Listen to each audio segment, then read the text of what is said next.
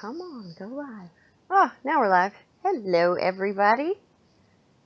We actually have people watching. Yay! Hey, this is Kari. I am with David Condon. We're going to have a little bit of a chat tonight.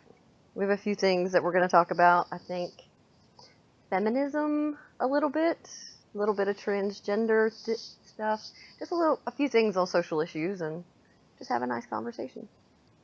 David, how are you tonight? Hello, Kari. I am well, considering the hour. Oh, I know. We're dealing with American audience, so they're just now starting to sit down for tea. Oh, right. Okay, so what time would that make it there then? It is, well, on the East Coast, they're 5 hours behind us. Right, okay. So it's 11:35 here, so 10:30 or 10:30, 6:30, almost 7. Okay, so early evening, yeah. Yeah. And it's Friday, so normally I wouldn't do these quite so late, but it's Friday, and you said it was cool, so yeah, no problem. We are going to give it a try. So what's been going on? You had your oh yeah, let me introduce you properly. David hosts a radio show called Inside Track with David Condon and Jason Kennedy on Defiant Radio. And David and I actually know one another in real life, not just on the internet. He's friends with my husband, and he is friends with my father-in-law. We bump into one another occasionally and have nice little chats. So I figured I would invite you on and introduce you to my world, which is YouTube. So I take it you've been doing this a while then yourself? This is actually the first. This is the first.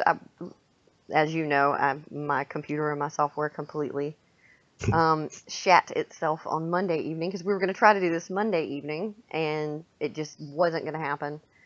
So, but this is actually the first live stream that I'm doing with this channel, Duly Noted. Right. But I've done many like Google Hangouts.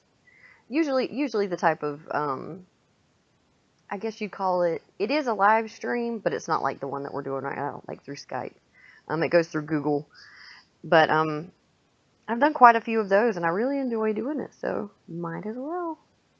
Yeah, I've only been doing the radio for a while. I did my 7th episode yesterday. So for me, this whole broadcasting lark is still quite new. And is quite a bit of a learning curve, especially when I the studios are in Rochdale. Yeah. So I do it from there, and Jason is in Taiwan. So we link up. Yeah, that's right. So we link up via Skype. So I tend to, we occasionally play clips on the show. So it involves, the process is generally, we have a pre-production meeting, we have a chat, discuss some topics that we may want to discuss on the show. Mm-hmm. I will then be sent from Jason research. I'll go and do some of my own. I'll produce the clips for the show and the show notes, and then we go live at 4 till 6. It did used to be an hour, but we ended up talking way longer, so we ended up extending it to 2 hours. So yeah, and it's every Thursday. Oh, fantastic! I've listened to 2 so far. I haven't listened to the one from yesterday yet, because I've been trying to get all this set up to go. But how did you two connect? Right. So me and Jay met. It would have been in '97. So we went to university together. So we met down in the West Country, down in Devon. Yeah. And Jason was a writer at college. I was a musician, and we had some brief conversations. And then, obviously, like most people, you lose contact. And then we got back into talking again some years ago, and we just naturally, in our Skype conversations, which we used to have several times a week, and it used to go on for hours sometimes, but we used to discuss politics, current affairs, and we seemed to have arrived at the same kind of perspective of it all, but we'd got there through different routes, obviously. Mm-hmm. I mean, Jason has lived out of the country for quite a few years, over a decade, I think. He lived in America, Guatemala. He's currently in Taiwan, so he's got an interesting perspective on stuff. So the fact that even managed to agree on things was quite interesting. So, do you both see eye to eye on most things, or is it because I know with the current political climate at the moment, especially in the United States, it's if you disagree with someone, like they'll completely cut you out. I mean, just cut you off. And Yeah. there's no conversation there. It's just like, you're wrong. I'm not talking to you anymore. And I've been met with that a lot lately, and it blows my mind. So have you two? I mean, especially with the election and Brexit and all of that just went on the past year. Did you guys butt heads on anything when it comes to that? Well, I think if we disagree, it would be disagreeing with the way in which we individually interpret things. Mm-hmm. We generally arrive at the same point, but we may argue over how it's getting there, or if it's getting there, or how soon it will be. And so we do generally we're quite similar in a lot of ways when it comes to seeing things as we are. We may blame certain things differently, if you know what I mean. So yeah, I see what you're saying. with Brexit, I mean, we were pretty much in full agreement with that, to be honest. So what do you think on that? I think that's probably the only thing you and I haven't spoken about yet was Brexit. So where did you stand on that one? Well, I voted to leave, and in fact, when and leading up to that point in time, what was it, the 23rd of June? I was obviously having a load of conversations with loads of different people who had a whole range of opinions, and most of them, actually, fair play to them, they decided to remain in, and we would discuss reasons for and against. So one of the reasons that I would come out with would be, currently in this country, we allegedly vote people into the Houses of Commons. Mm-hmm. But actually, when you read the European Constitution and so on, you realise that the British government don't really have that much power, right? So unelected officials in Europe are basically making the rules in this country. And that's kind of why, the old adage, no matter who you vote, no matter what party wins, the government always gets in, because the agenda keeps moving forward where basically the poor get poorer, the rich get richer. Mm-hmm. And nothing seems to change no matter whether you vote for the Conservatives or for the Labour. So when Brexit came up, I think a lot of people, in my perception of how I would see things, would say, well, let's try something different. We know from when you look at the economy sort of side of it, that it's a bit of an open game. We're allowed suddenly to be able to make deals with any country on the planet, whereas at the moment we're not allowed. And we've got restrictions in our own fishing waters. So if we get rid of that kind of regulation, which is leaving the EU, that would instantly happen if Brexit actually happens, because that's obviously in debate. Yeah, that's a totally different topic. But one of the things, and someone actually pointed this out to me yesterday, right? This was a chap that I'd had a conversation with before Brexit, and he said, one of the things you said to me at the time, Dave, was that at least if we voted Brexit, when things seem to be still going wrong, at least we'll now be in a situation where we can hold the British government to account, because now they can't blame Europe. That's very true. I never thought of that. Yeah, so in that sense, it's like, well, let's, instead of these career politicians just basically, doing whatever it is their masters in Europe, now they're going to be accountable to us. And so maybe the game has got a chance in 40 odd years, since, what was it, 72 or 73 or whatever it was, to actually the game to be changed, or at least try and help some people out. Because at the moment it's, with austerity and the national debt clock going up, and it's crazy. Yeah, that's like within the U.S. it's the same thing. I mean, the majority of people who voted, they were voting to actually achieve some sort of difference. Maybe not a change, but just a difference, because it's just turned so sharp to the left, and it's all about like social and civil rights and things of that nature now. And it's quite disappointing, because there's so much more important things that are going on right now. Who cares about who goes to the bathroom where, and Who, I mean, gay people can get married now. Fantastic. They were the last minority that was lacking full rights of an American.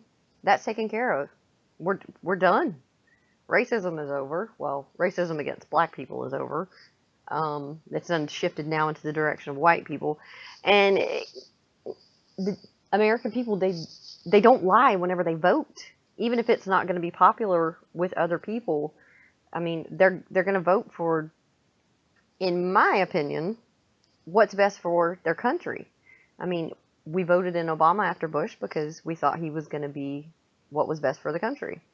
And there was plenty of things that he did, but everything's just so stuck on social crap right now.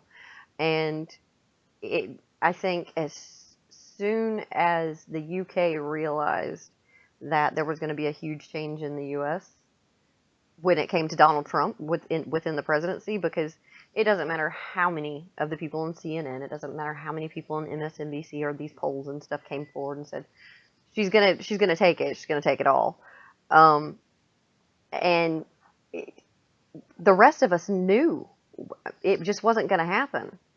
But I think as soon as the UK started to kind of see Donald Trump get a little bit of a foothold, they grew some balls, and we're like, okay, they're gonna make a big change. Let's do the same thing. Now, I have to kind of do my research as I go on this topic because I'm still learning about your government in general. It's completely different than the way the U.S. goes, but I am a little bit at a time. I have some pretty good people that I can talk to and consult on certain things, and of course I can do my own research. But the Brexit thing was pretty, excuse me, was pretty interesting because I had no idea that there was so much control held over the UK by Europe. Yeah. I mean, I had absolutely no idea. I was astonished that they if I'm wrong on any of this stuff, please correct me. Like I said, I'm still kind of rooting my way through all the details and things, but the UK pays in the most, right? Yeah, And we subsidise countries like Spain, stuff like that. So, for instance, we're limited on the amount of fish we're allowed to fish in our own waters. So we have caps, and the fishing industries are basically given bursaries to a certain extent.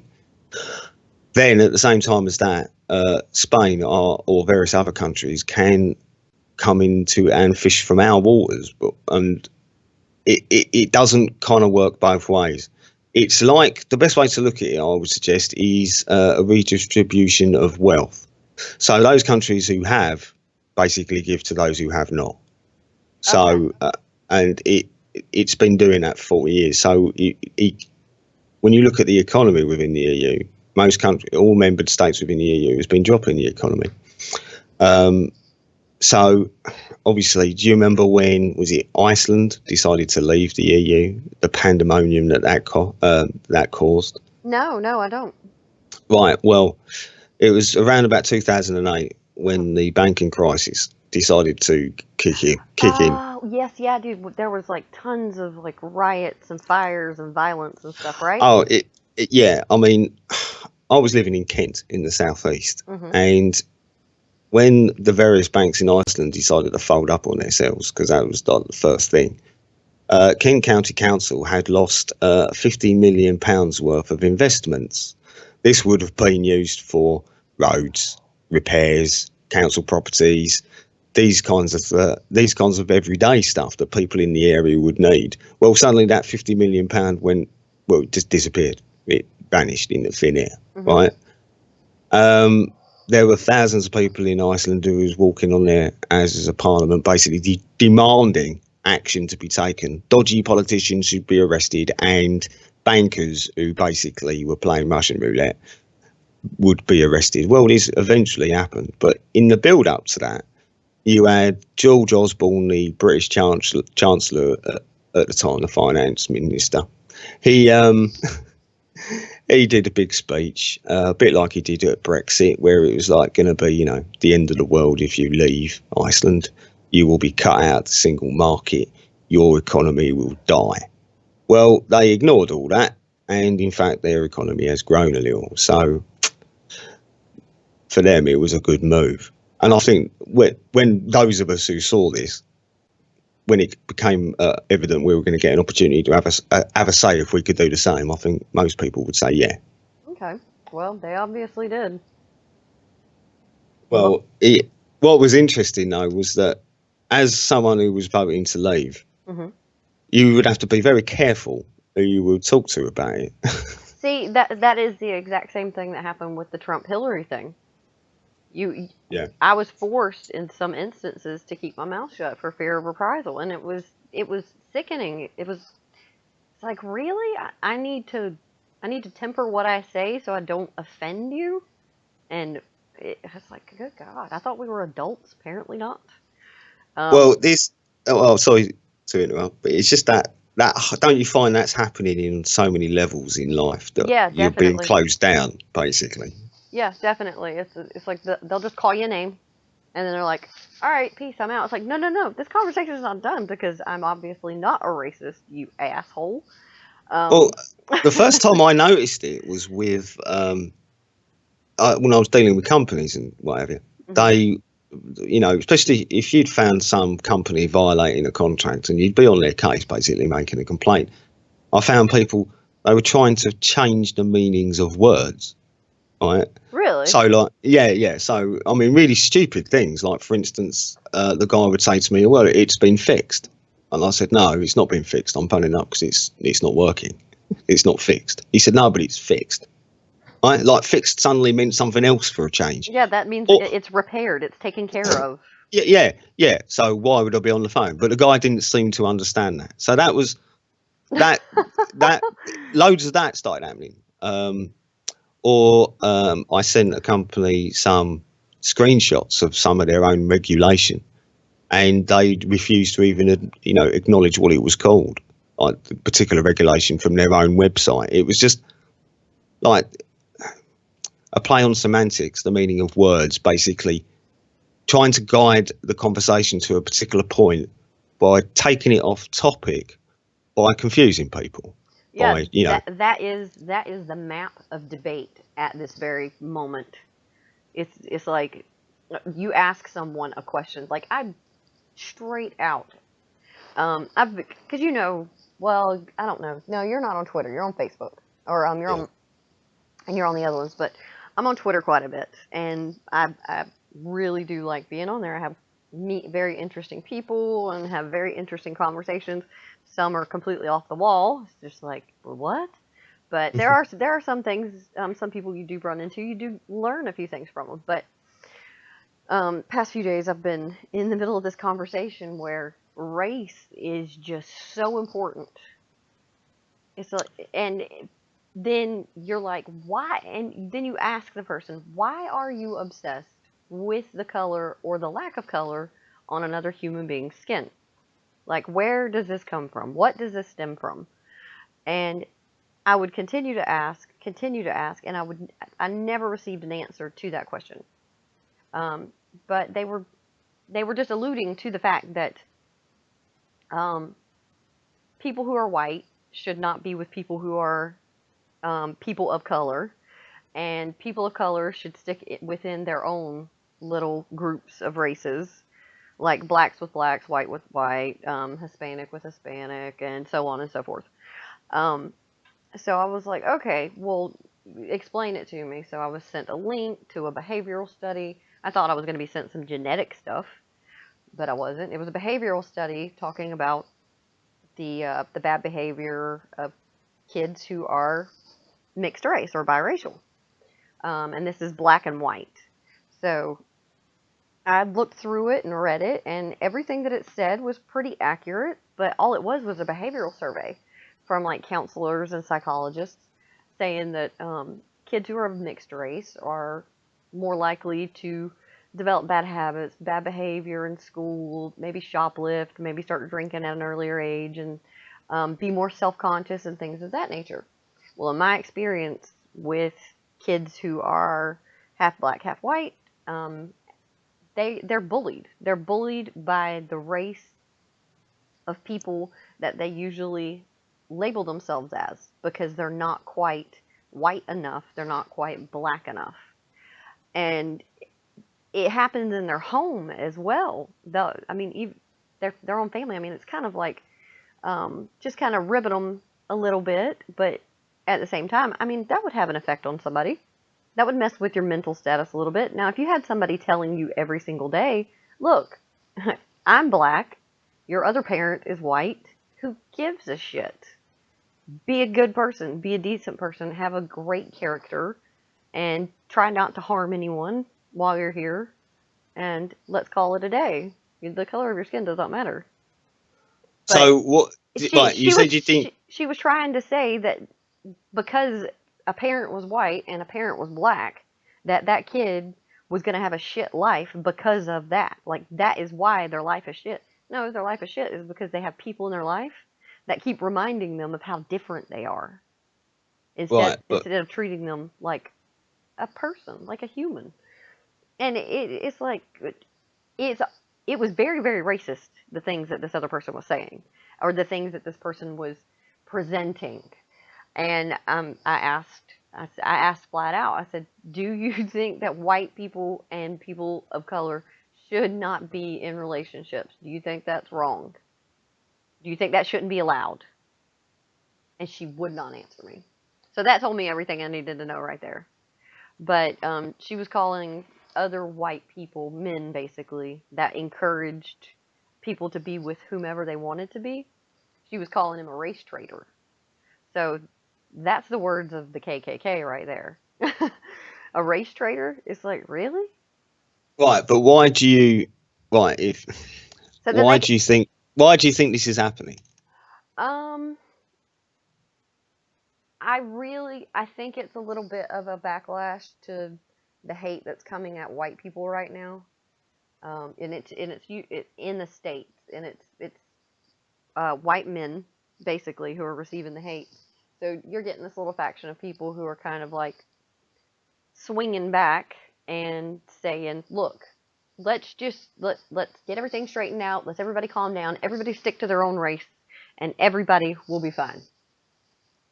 But then you also have the people who they have like white guilt. They feel guilty because they were born white, because of their ancestors from hundreds of years ago did some shitty things. So Well, yeah. I've come across that alleged white guilt, yeah, and well, so you see, if I would say this is identity politics. yeah, exactly. That is exactly what it is. They don't want to talk about an actual subject because they may have to engage their brain. So they want to talk about something that's easy. They want to talk about a softball question. They want to discuss people's skin. Well, if we're going to get to the point where seemingly now with this, there is a whole group of people now that side with what I would class as the system, because these people are proving to be very useful for the system in the sense that they can push certain agendas. You know, you have 2,000 voices all saying the same thing. At least you can make some news stories out of it. But it's funny. One of the podcasts I listen to explain it in a way that there's two realities now. So there's two universes. So one group of people, they look at the same information, but look two completely different interpretations. Oh yes, without a doubt, and it is mind-boggling. Like you can lay something out in front of someone, like just a simple sentence, and not put any tricky words, just a simple sentence, and they will convolute it to ridiculous levels. It's like, bro, I just said the rainbow is beautiful. That is all I said. Yeah, How did you how did you get homophobic out of that? yeah. That I got called. I was having a conversation with one of my managers at a job I had, and we were playing some music at a festive market. Mm-hmm. And halfway through the day, my colleague that I was working with was asked politely to stop playing Christmas songs because it may offend certain people who are not of the Christian faith. So a few days later, we were having a meeting, a debrief about the Christmas market, and I brought this up because a couple of things. First thing was, why wasn't I informed personally as well, and how is that even like something we would need to be asked at a Christmas market? Yeah, It's, you know, it's a Christmas market. yeah, people would expect that to be the case, right? So there's a band. Oh, look, they're playing Christmas carols. What a shocker, right? Yeah, So, exactly. right. So I said, for those people who do not celebrate Christmas, that, they would have the understanding that of where they're living, surely, and that there's an awful lot of people in this country that do celebrate Christmas. So it's, bit of give and take. Well, the manager at this point pulled me up for being racist because I used the word they. Oh my So God. so I suggested to her that I had actually used the word they in its correct form in the right context. And then afterwards, I went up to her to actually have a little word because it did kind of put my nose out of joint a little bit, I'm associating racism with a word, right? And I said, look, I was just using it to encapsulate a group of people, and I just used the word they. It didn't have no kind of hope. Well, I didn't think it would have had any ramifications coming off it. You're speaking of the people who could possibly not be celebrating Christmas. And Yeah, exactly. she was speaking specifically of the people who came into her and complained and who were offended, which we can all pretty much guess who those people are. So I wouldn't even say that anyone complained. This is what people would class as self-moral licensing. yeah. Yeah. You don't want to offend anyone, so you change your actual behaviour to make sure you don't, which means you keep stum, don't say a word, do what's asked. Keep your nose clean, shut your mouth, and walk in line. Don't draw any attention to yourself. That's sickening. Which leads to the inevitable, which is, people don't like answering questions. Because, someone's like, well, hang on a minute, we've got one here that's thinking, he's asking a question, what's going on? Yeah. Red alert, red alert, red alert. So, yeah, so in that sense, you may not be able to stand up against the system and win. If you're lucky, you can break even, just about, right? So you don't lose anything. You lose time sorting it out, but you don't lose anything, major. But, when you're dealing with these people that are almost part of they are part of the system, what am I saying? And they're using the language of the system, and they expect everyone else to use the language of the system. It's a certain kind of terminology where certain words now can mean different things. In fact, it can mean anything you want it to mean at the time you want it to mean something. Okay. Well, that's a perfect lead up to the next thing about changing the meaning of words. Okay, whenever I asked you like what kind of topics and stuff have you guys been on lately, and you brought up the transgender thing. They listen to me being transphobic. that community is coming up with their own language as well, and changing the gender from male to female, and adding in new genders, and it's like, what?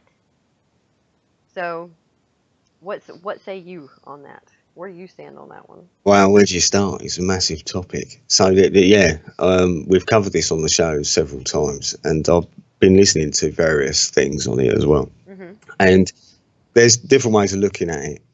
So, for instance, I think from the get-go, right, you're kind of looking at, it's a very small percentage of the people that actually are transgendered, and there's various scientists and psychiatrists and so on that have looked into this from different ways, looking at it. So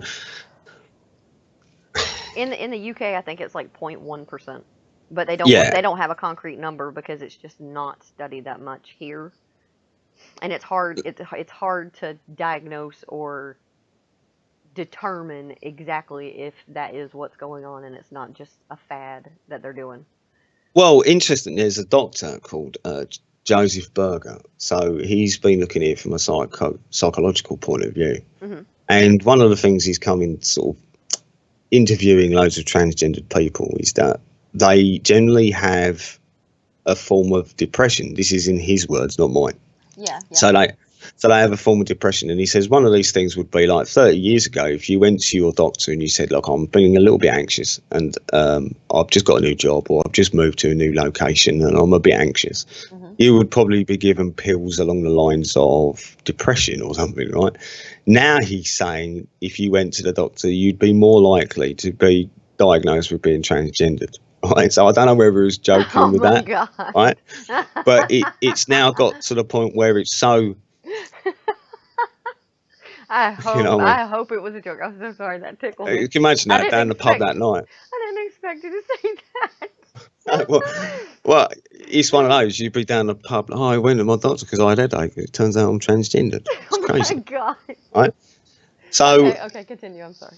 Right. Okay. So this guy, he's saying that if it is a psychological issue, now he said one of the things is for the ones that say that this is actually the case where their transgendered brains are different and stuff like this. What this guy goes into is, this Dr. Berger, is that these studies that these people use as evidence, if you will, are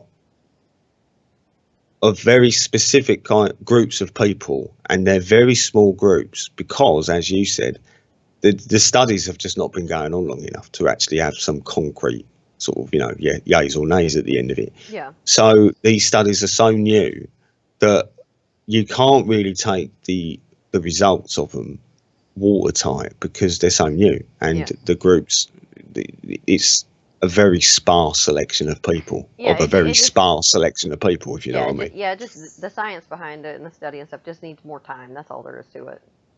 Yeah, so there's no concrete evidence that transgenders have different brains and stuff like this, even though these studies would suggest that. Yeah. Right.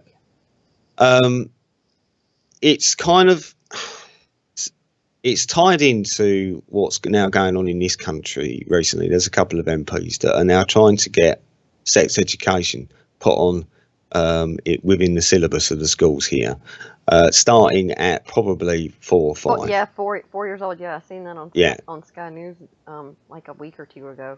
And I said the same thing that you're thinking. I was like, why? Yeah, right. Why?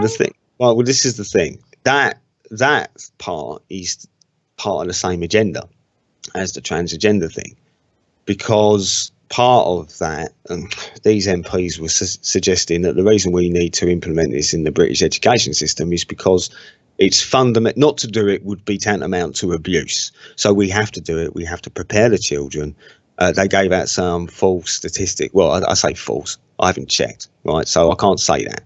But they conveniently had access to statistics that suggested that most teenage girls that leave comprehensive school at 16, though I think that's now changed 18, but that gives them an extra 2 years to do topless shots, because seemingly an alarming amount of these teenage girls are doing topless shots and sending them on some social media site. Yeah, I know. They also then propagated the idea that a load of junior kids are learning how to kind of sexting, stuff like this. Yeah, I've seen a few videos on YouTube, I believe, of like actual these are the actual sexual education classes where these instructors are showing, and this is a female instructor. She's showing a classroom full of teenage boys the correct position for penetration.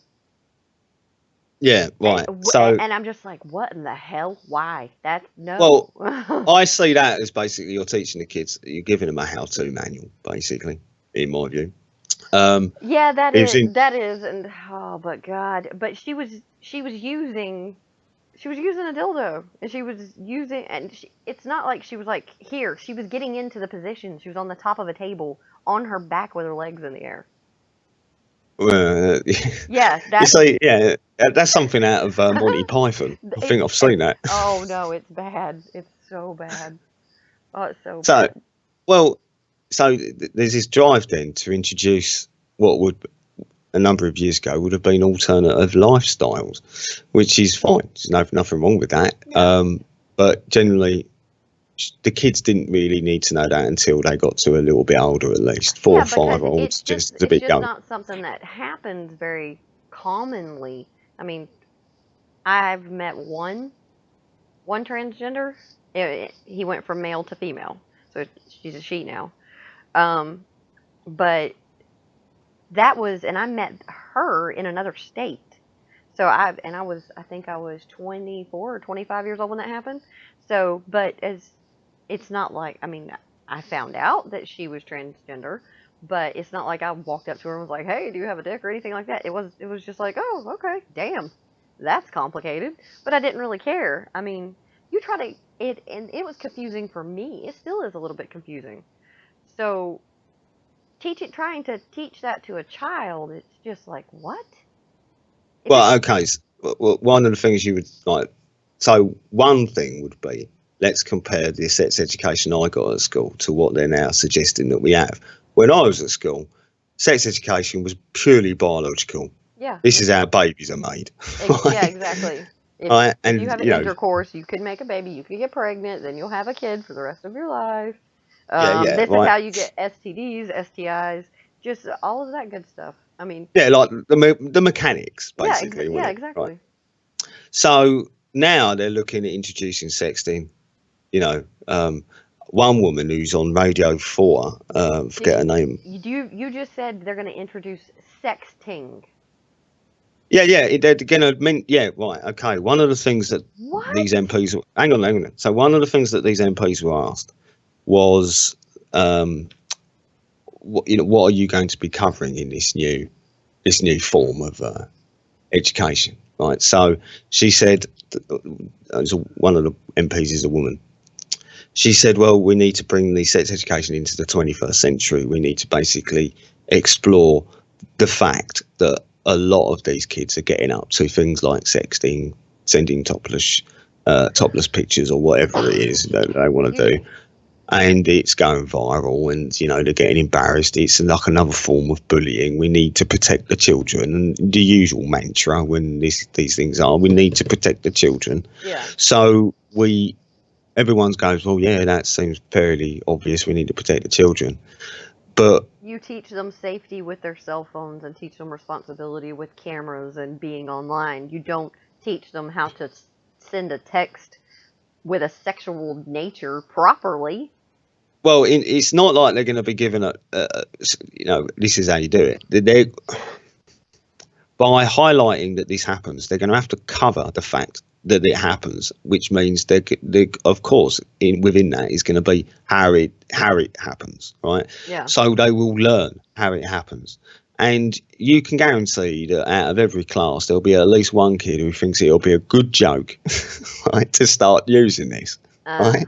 Just to see what happens. Of course. Oh, Lord. Okay, well, do you know who I'll give you a name to check out. Her name is Blair White. And she's on YouTube. Right. She's on YouTube. She is transgender, but she is completely and totally down to earth and just honest and reasonable about the things that she experiences as a transgender. She went from male to female, and believe me, she pulls off the female thing even better than I can, and that pisses me off. But she's beautiful, and she's really, really intelligent.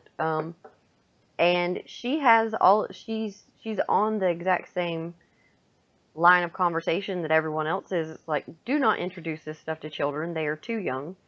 Do not try to push this on the majority of the population, because we are so small that it's ridiculous. Other people shouldn't have to adjust their way of living their life and communicating in life simply because a teeny tiny percentage of people exist. We need to acclimate into the majority, not the other way around. But I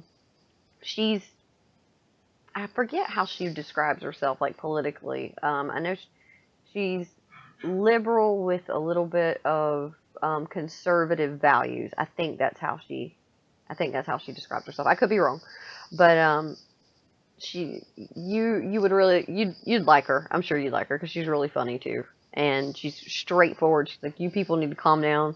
Quit trying to make being transgender cool. If you are, then you need to be in with a psychologist, psychiatrist to make sure that you're handling all of these things in the correct way and not just doing things that other people tell you that you should do, like going and having gender reassignment surgery. That is an enormous surgery, or even getting put on hormones. I didn't know that the hormones could sterilize you until like a few months ago, because Blair, she's on hormones, and she's like, look, you people that are making these decisions whenever you're like 10 or 11 years old, after a certain period of time of taking these medications, you're sterile forever. Like there's no possibility of having children ever if you change your mind, even if you don't have the surgery. So that kind of brought it home to me, because I didn't know that it had those kinds of side effects and stuff. But I've every time I watch one of her videos, I learn just a little bit more information, because she's very honest, and um, just she's very informative. She's educational about being transgender and doing it in the proper way, the safe way, with a doctor or many doctors. So, but no, I see what you're saying, that they're trying to condition people like at a younger age, but to accept things, I would imagine, like I guess not be a bigot or not be transphobic or homophobic or whatever it is. But it doesn't, that kind of stuff doesn't need to happen in nursery school or primary school. That's just too young. They haven't even learned how animals reproduce. So it's just like, what are you people doing? Right, before you continue, right, Kari, is it all right if I phone you back, because it's crackling at this end and so I'm having trouble. I did hear what you said. Oh, So no, it's if fine. I Go can phone ahead. you back and we can. Yeah, go ahead. Right, okay, excellent, thank you. No problem. My internet's going in and out a little bit, so okay, let's see. You're back. Oh, excellent. Is that Right, better? that's better. Yeah. Right, so yeah, if we take it that introducing this to children of 4 or 5 years old, that I would, as you may agree, that they don't necessarily need this at that age. That why, if we know that what is going to be the repercussions of introducing children to this at this young age, why is it that we're doing it? And at the same time, what's being questioned is that very difference between what we would class as what we had as sex education, which was biological. Now, if you are able to feel like you're a particular sex and that everyone else has to treat you that way, then that really kind of calls into the nature of what is gender and what is sex. Yeah. Right? So there's the scientific thing, which is biological. Obviously, there are differences, right? And now, though, what they're trying to make it law in most lands around the Western nations, that basically, if you want to identify as a woman or a man, even though your actual gender may be different, the law now has to treat you to the one that you decide that you are. Yeah. Right? Yeah. That is not a good thing. No, well, just that mere fact would probably confuse the hell out of most kids at 4 or 5 years old. That it will lead to little Johnny being in the shower, and he'll be turning around and wondering, how has this boy not got a penis? Right, so that will just in itself, that will lead, just open up a can of worms. Yeah. Right? Yeah, that would be pretty traumatic. Yeah, well, how would you know? And so what you would say to the child, how would you explain that to a child? Well, that's a boy. So it just, anyway. Yeah, that's where it gets to be a pretty hairy situation. No pun intended. Oh God. But I don't know. I think that this is just gonna have to be something that we step into like 1 foot at a time. But we can't just you can't let it go by without talking about it, because this is children. Kids only get to be in their childhood for a certain amount of years, and they don't need to be inundated with adult type issues. And sexual education in primary or nursery school is completely just unnecessary and ridiculous. God. Well, it's the what I find difficult is when you get parents on TV of transgender children who Oh, are I like 5 years know. old, I know. and you've got the 5-year-old who wants to be a girl. And I mean, when I was 5, I remember telling my parents to call me Fred for about, well, from now on in, and I lasted about an hour. So, you Yeah, know, it's really. so kids can be quite fickle. Well, But now, do you think that those kids are encouraged to be that way by those parents? Because there is, yeah, in there is, most cases, I think they are. yeah. Well, there is that sort of recent phenomena that is that I'm a parent, but I'm my child's friend. Oh yeah, So yeah, So they're more likely to go along with certain things, like in order to be that friend, yeah, and as opposed to being seen as the ogre, the parent that is, full of rules and regulations almost. yeah. Seen as some sort of an authority who is doing their job. Can't Which have is that. Can't have it, that. yeah. So this liberal agenda. This, if you go so far over to the left, you will come back round and meet yourself on the right. So Yeah. it's one of those. They're with one hand they're holding up the torch for like freedom of speech, freedom of choice, and yet with the Not other hand, anymore. Not anymore. no, with the other hand they're beating it down and they're stifling discussion.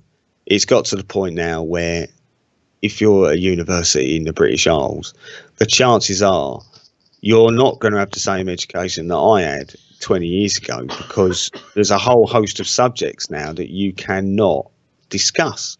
People are being speakers are being banned on campuses because someone doesn't agree with them. It's not if someone turns up and offends you with their views, right?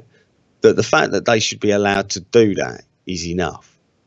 If then they are ignorant and their views do not deserve any listening to, Then they won't be invited back again. yeah, and people will argue with them and Yeah. show their argument to be weak. But you can only do that If that if you person's allowed, engage them. yeah, if they're allowed to speak, they have to show their ignorance before you can educate them on it. So it doesn't matter. It doesn't matter if you don't like what the other person is saying. They should be able to say it, and then you equally should be able to say you're an idiot. Let me just point that out real quick, and then you show them why they're an idiot. So no harm, no foul. The whole thing is people don't like getting their feelings hurt anymore. Nobody likes to be uncomfortable anymore. Everybody wants to either be on Xanax or drunk or stoned all the time and not have to feel anything but euphoria. I don't have a problem with any of that stuff, but calm down on it. Well, Life is gonna get uncomfortable. it's interesting.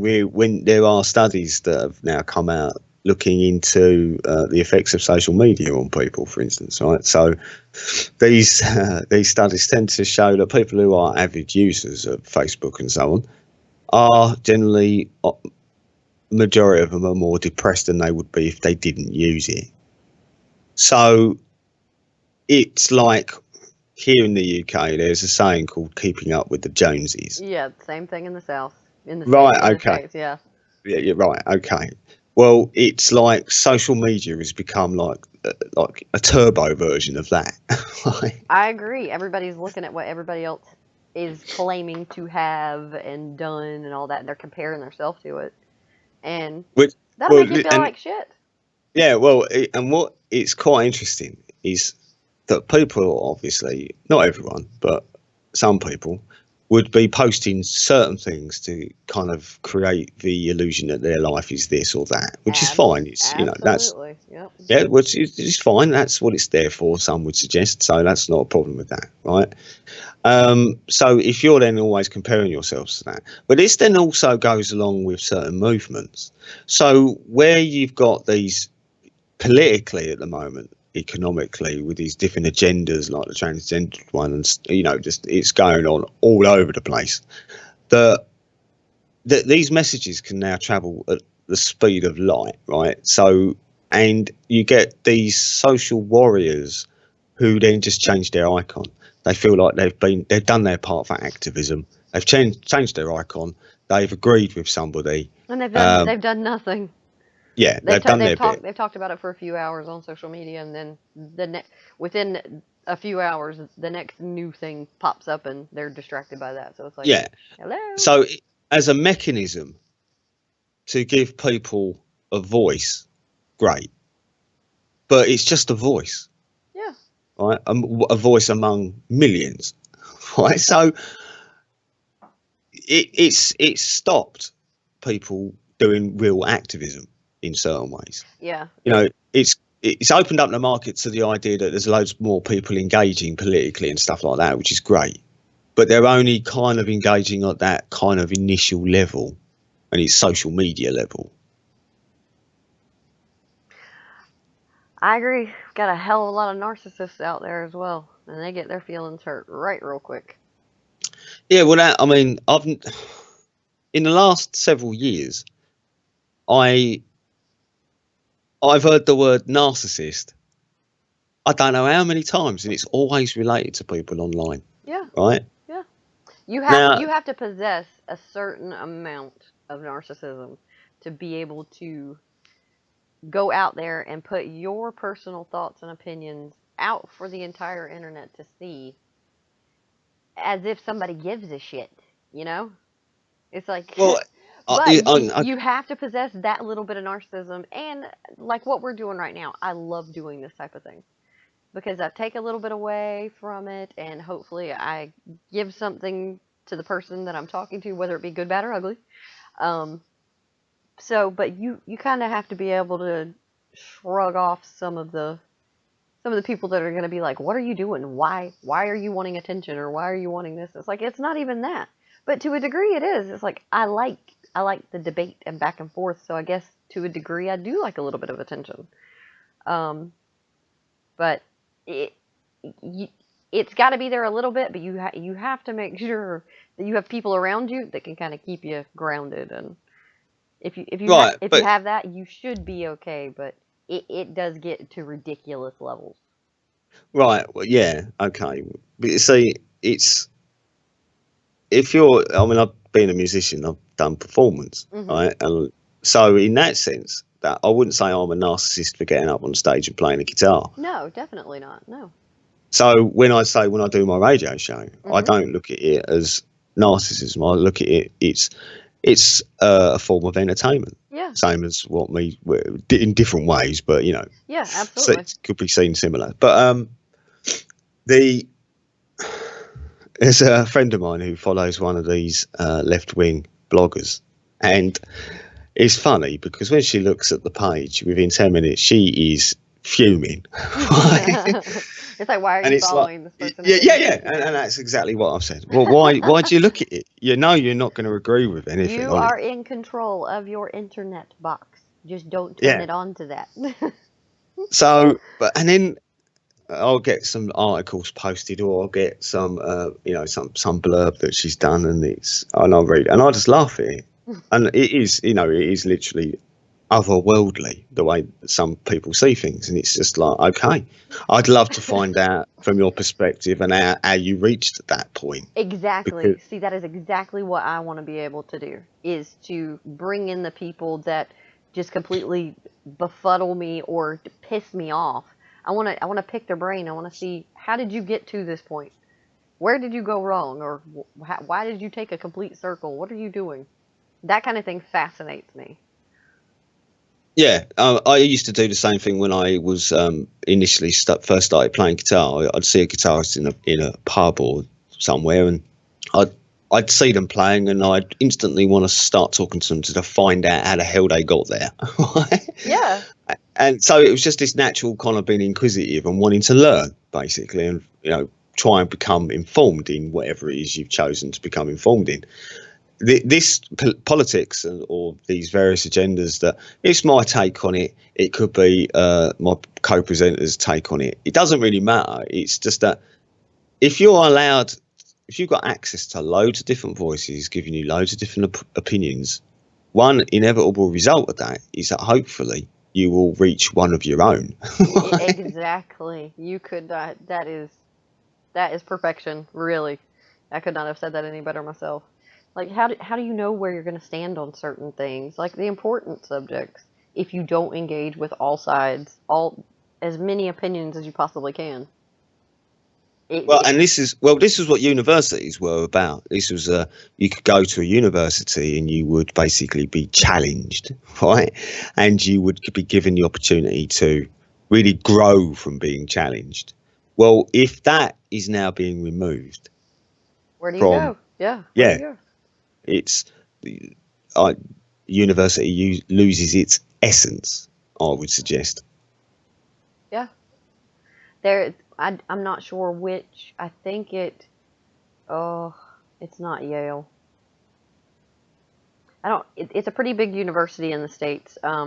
They have actually put into their website saying that if you're looking for a safe space, I think it's in Chicago.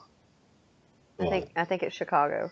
But they're saying if you need a safe space, if you need any kind of like special treatment that isn't associated with some sort of actual disability, like a doctor verified disability, like people in wheelchairs, people who are deaf, things of that nature that's going to impede your ability to learn as a normally functioning bodied person would, then of course that is completely different. If you're going to come in and you have PTSD from listening to Richard Dawkins speak, then don't bother applying, because they do not make those allotments in that university.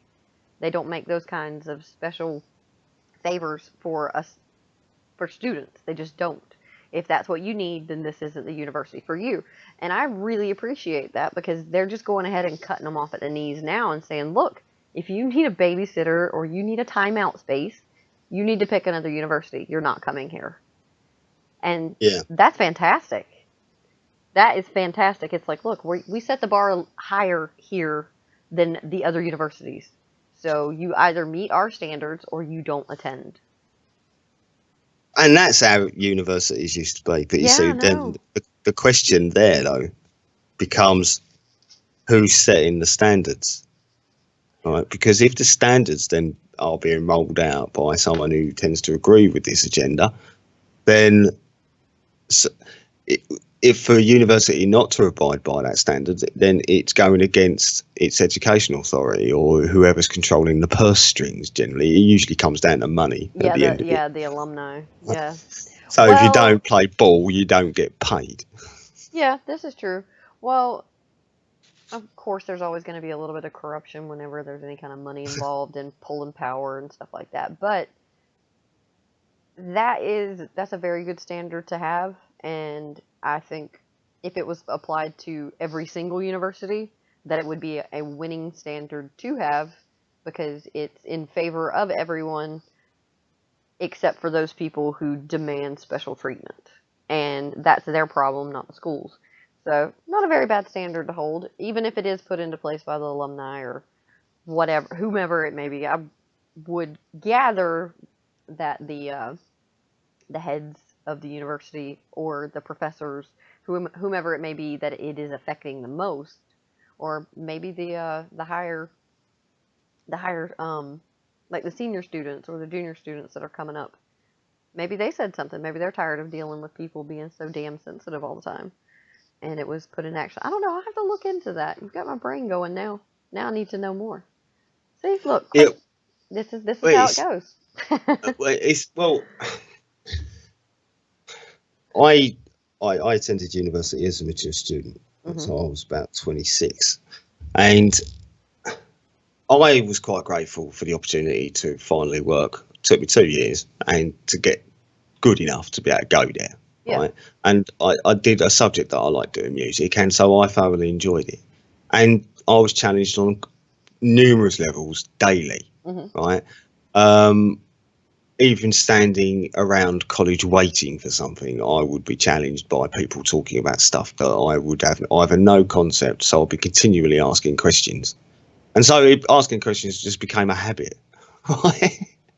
Because there's an awful lot of people talking a lot of stuff, new stuff that I'd never heard. And so what's that then? Explain that to me. How does that work, right? Yeah.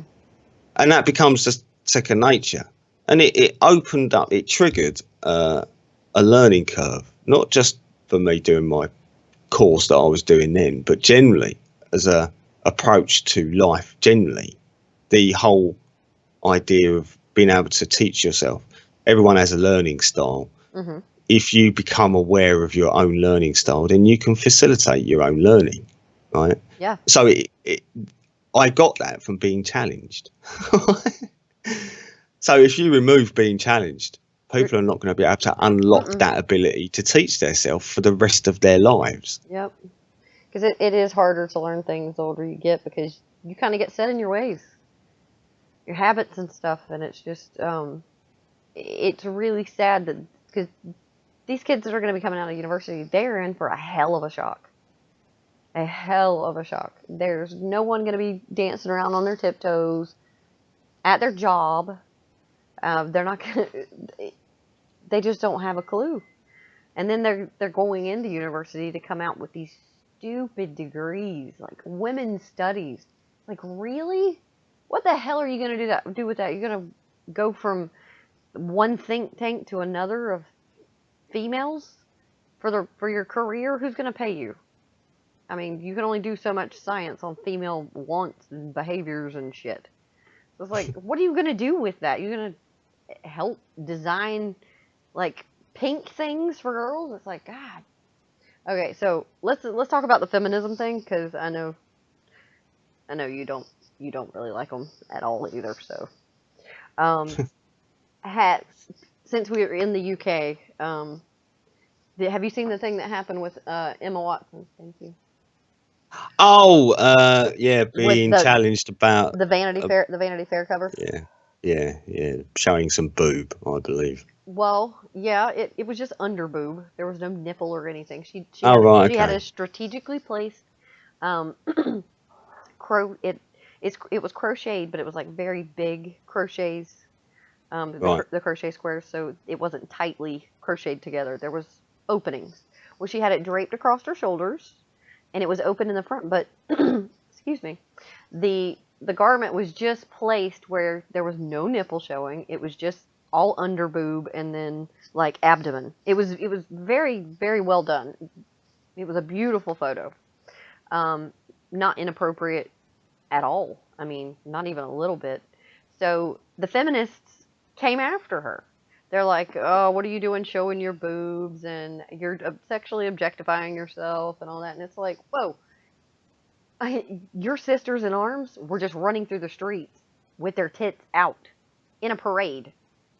So she can't do it in a tasteful, classy, artistic way, but you've got your fat sisters running down the street with their big fat bags flapping around their face. It's like, no, you don't get to do this. So they are cannibalizing each other right now on this whole feminism thing, because they don't want her showing her body for sexual reasons, or what they think is a sexual reason. But they don't want to flat out tell her, don't do that, because we're trying to make the hijab cool. You know what I mean? Modesty is the way to go. So she's out there on Vanity Fair, and it was even inside of the magazine. It wasn't even the cover, with her underboobs showing, because she's in her 20s, and that's not going to last but maybe for another 10 years. She's aging pretty quickly. So of course you can do it. And she has in my opinion, she has a very nice body type. She's not too skinny. She's not with the other side that thinks being morbidly obese is beautiful. And I mean, she looks healthy. She looks happy. I mean, she does support feminism, so there is that drawback. But it is absolutely amazing. The first wave feminists were burning their bras and saying, let the boobs out, let me show my boobs, and now they have a girl in a very, very popular, very highly respected magazine doing just that in a tasteful way, and they're criticizing her for it. It is amazing, absolutely amazing. And the poor thing, she's so confused. She's done an interview because she's doing the promotions for Beauty and the Beast. So she's She's commented on it, I believe, twice, and she's just as astonished. Because she's on the first wave feminism train. She wants equality for women. She wants everything that we already have, basically. So she wants all that stuff and she wants to support it, but she thinks somehow it has to do with men as well when it doesn't. And she's just confused. Good God, she's confused. Well, there was a feminist. This is a woman called Kara Dansky. Right, she's a self-proclaimed radical feminist. Oh God. Right, but Those are always interestingly enough, fantastic. well, no, well, you see, when I heard her being introduced, I thought, well, there's blatantly going to be somebody I'm probably not going to agree with. But actually, I listened to what she said. Mm-hmm. She made some very interesting points. So she comes from the point of view that we mentioned the transgendered agenda, that there seems to be this push. She suggests, as a feminist, as a radical feminist, right, that this is undermining years and years of people fighting for equal rights for women, and that this actually removes the category women and girls, which means, well, and the way she words it is that if someone can basically decide they're a woman or girl by just feeling like a woman or girl, then what does it really mean to be a woman or girl? Okay, right? I think I've heard this before. It's saying, look, just because you feel feminine doesn't mean you're a woman or Yeah, a girl. Yeah, yeah. I've heard this before, and I don't disagree. No, well, you see, there's on the channel Radio 4, BBC Radio 4, there's a woman who does Woman's Hour. So last week with this education thing, she commented that we may as well just show kids porn in class and get them to learn how to analyse porn. Like we teach kids how to analyse Jane Eyre's, so we may as well teach them. Yeah, right. And she obviously caused a bit of controversy for saying this. Yeah. Uh-huh. Then this week, right, she's turned around. She's like once a week at the moment, this woman, which then gives me the inkling that there seems to be people coming out just stirring the pot for some reason, and it's not coincidence, I don't think. But anyway, so this week she turns around and she said about transgendered, if you just because you take hormones and you may have surgery doesn't make you a woman, right? And various other I think Germaine Greer is a British feminist. Even she's come out and said similar some time ago, and she really did get ostracised by other feminists. So it was like these. Okay, well, what I have to say on that is the way that she said that was pretty damn insensitive. Yeah. But at the same time, I know the group of people she's talking to. I know the specific group that she's referring to. It's the people that think they can just flutter in and flutter out, flutter in and flutter out. They're not doing it for the sincere reasons that most women who identify as a feminist are doing these things for. They're doing it because it's popular, it's a fad or whatever, or they just feel like they want to be female for a little while or a few years or whatever it may be. So I understand what group she's talking to. She feels like they're kind of elbowing in on her territory.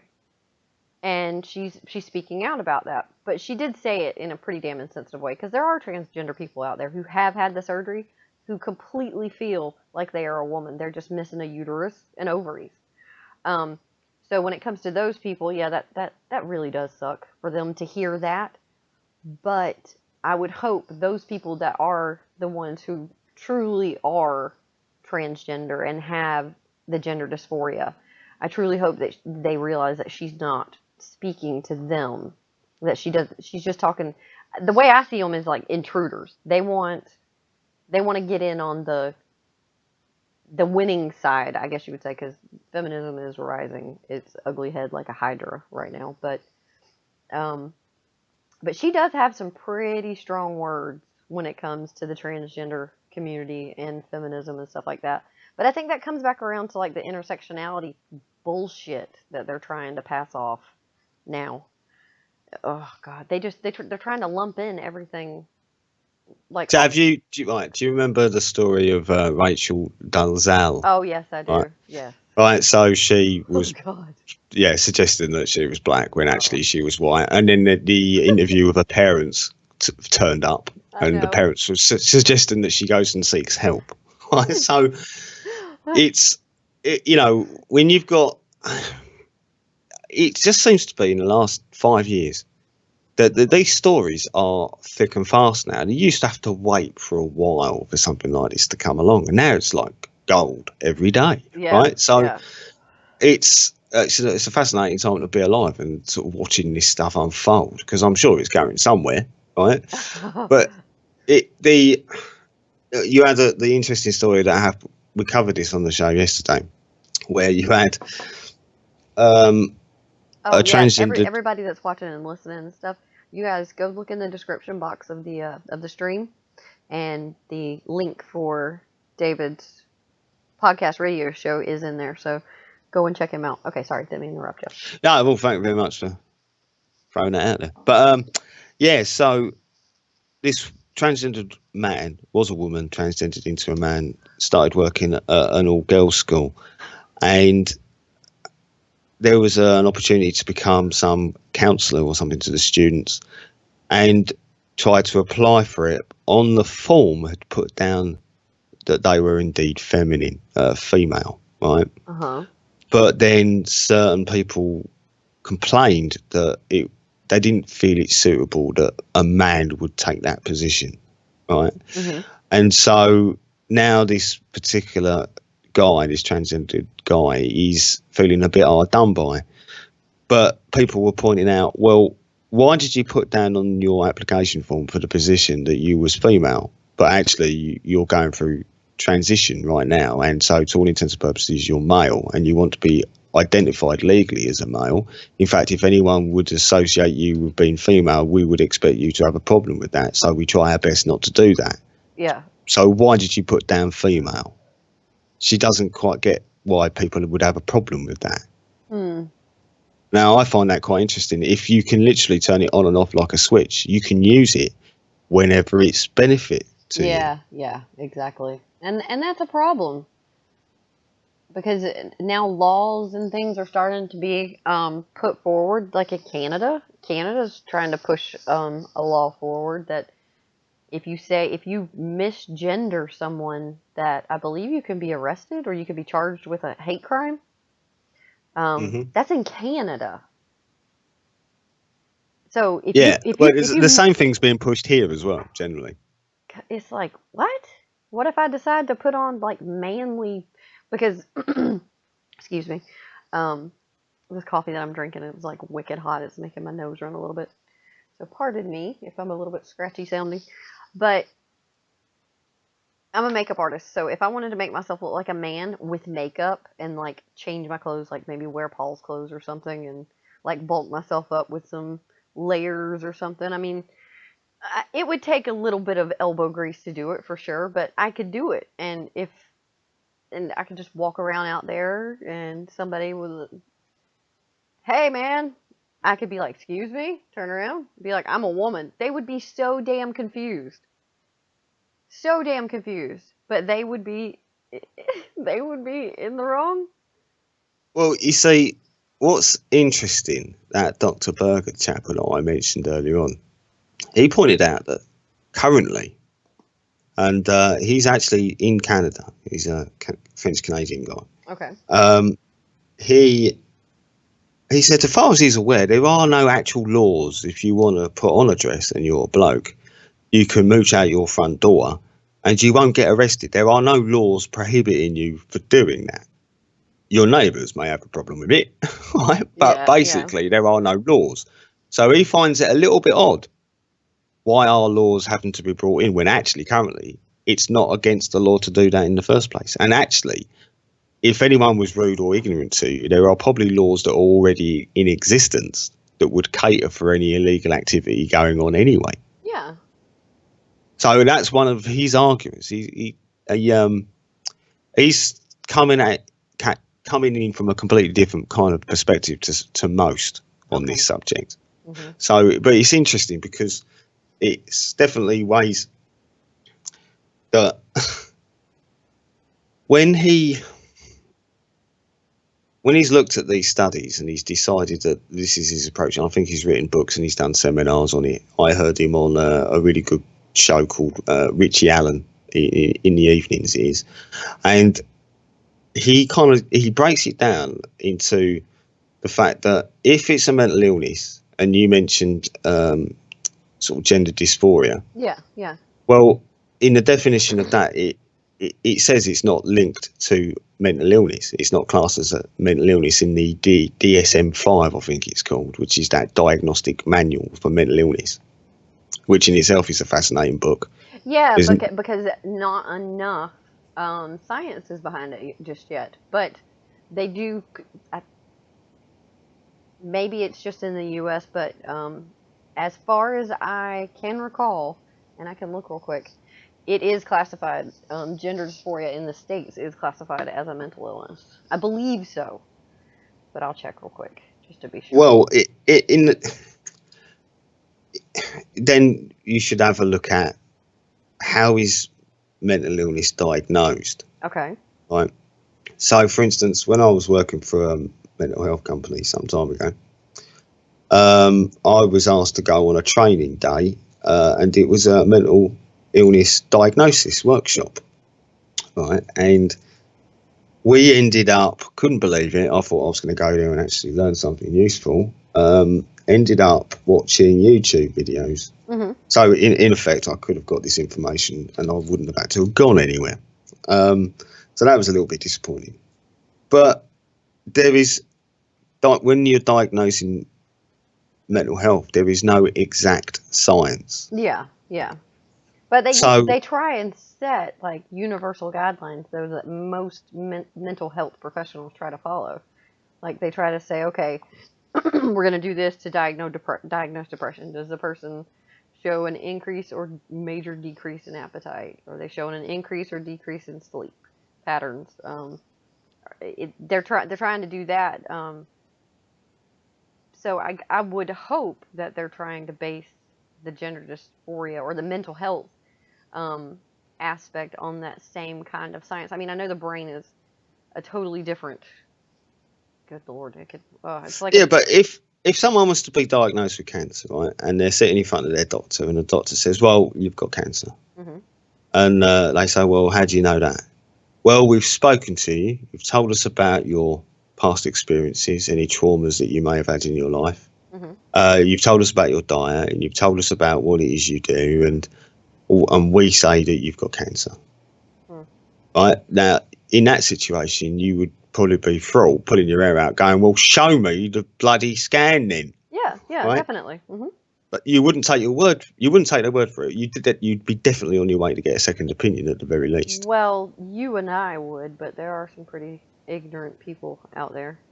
But yeah, definitely, most definitely, I would get a second opinion, and I would want some sort of CAT scan, PET scan, blood test. Yeah, exactly. Yeah. Right? You'd want to see it in black and white, pretty much, right? So, but that's what the case is with mental illness, right? That's exactly how it's diagnosed. So you talk to your patient, you listen to your patient, you'll take notes, you'll make judgments based on some literature somewhere that you would have had to have read to get your qualification as being a psychiatrist or whatever, and then you'd make your informed guess, right?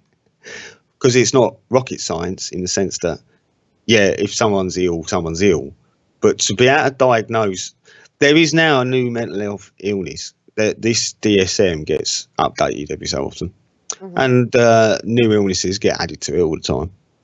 And some even taken away and reclassified as something else. So, for instance, what used to be manic depression, because manic and depression are two words that kind of have certain negative connotations. Yeah, exactly. Right, crazy usually. Yeah. Manic, running around like a crazy person, and depressed, sitting in the corner crying. Right. So because of that, they changed it to bipolar. Right. So it's the same illness, exactly the same illness. It's just a name change for social correct purposes. Right. So there's a new mental illness called oppositional defiance disorder. I have heard of that. That's a bratty ass kid. That's what that is. Right. That is most teenagers. Yeah, exactly. That's a kid that needs to be slapped around a little bit. Right. Defiant disorder, my ass. Come on, come to Camp Kari. I'll show you what defiant disorder is. No, but this is the thing, right? So it seems that they're diagnosing normal behaviour as a case. Yeah. Extreme mental behaviour or behaviour affected by mental illness. Yeah, they're putting kids on ADD medication and stuff just to try and calm down the natural behavior of children. It's like, no, you just stop being a lazy parent and deal with your spawn. You have no choice. You don't get to put them on drugs because you're a shit parent.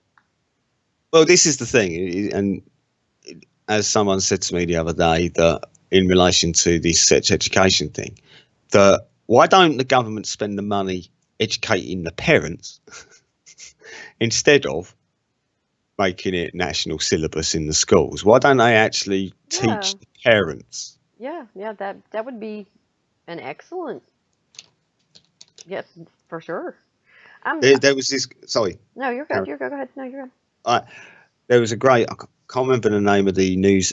MSNBC, I think she would be, or anyway, one of the mainstream in America. She's one of the anchors on it, and she is sitting there saying, "We need to get out of this real kind of old-fashioned view that our children belong to us." What? Right. We now need to adopt the now sort of 21st century that our children belong to all of us. No. Right? And it was like, oh, that's a little bit sinister. That's not good. No, my kids belong to me and no one else. I am their parent. No one else, except for their other parent, of course. But no. See. Well, I would assume most parents would have the same adverse reaction to it. Yeah. Well, okay. I completely got off topic. I get crazy whenever I start talking feminism stuff because they piss me off so bad. Have you, being in England, have you ran into any situations like, or heard of, or seen, or anything that has anything to do with where is it? In Nottingham, I believe they put that ordinance in that if men make eye contact with women, that can be classified as a sex crime. I've not really heard. No, I've not heard that. But then at the same time as that, there's also been one brought in Rochdale about swearing. What? That's yeah. Oh yeah, £100, 80 or £100 fine if you are caught swearing in the middle of Rochdale. It's in the local press actually. Oh my God, you're kidding. Right, this whole thing.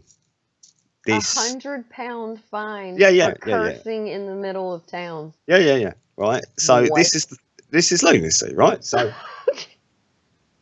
So you've got to think this just doesn't make sense. I mean, the police are basically saying they ain't going to be able to police this law. No, they're not. I mean, your average Friday afternoon with some kids down Drake Street is going to be just an educational moment in itself. And there's going to be very few police officers around, right? So I've heard police officers curse. Yeah, well, it's like, what are you people doing with your time where you're trying to enact this? Right, but this is the thing. A blasphemy law? No, but it's micromanagement. Yeah, exactly. It's like, we're going to tell you how to speak and when you can and can't.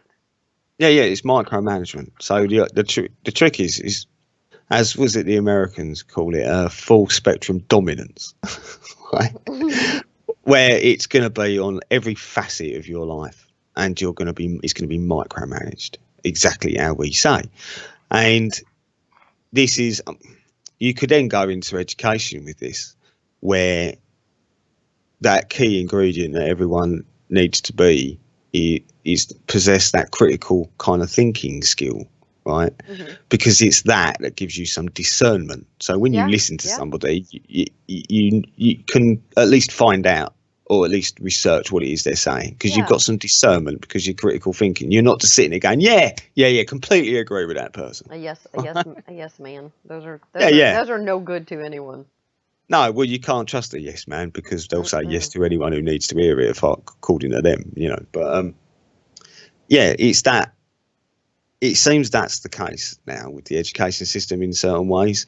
I mean, there's that Common Core thing as well in the States It is where, awful, David. Let me tell you, it is awful. It is. well, Oh well, it'd be God. interesting. So I have only heard about it, obviously, from not being in the States. So I've Mhm. only kind of come across a few things to do with it.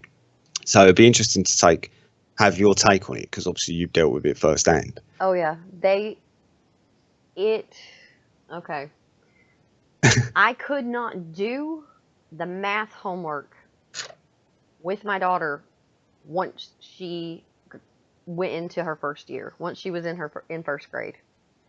So when they're in first grade, they're 6, 7 years old. I couldn't do math with her because they completely changed how to add numbers. Right. I'm not even joking. Yeah, it's 2 and 2 can make 5. That's all right, from what I've heard. Yeah. Oh yeah. Yeah, it's some crazy shit.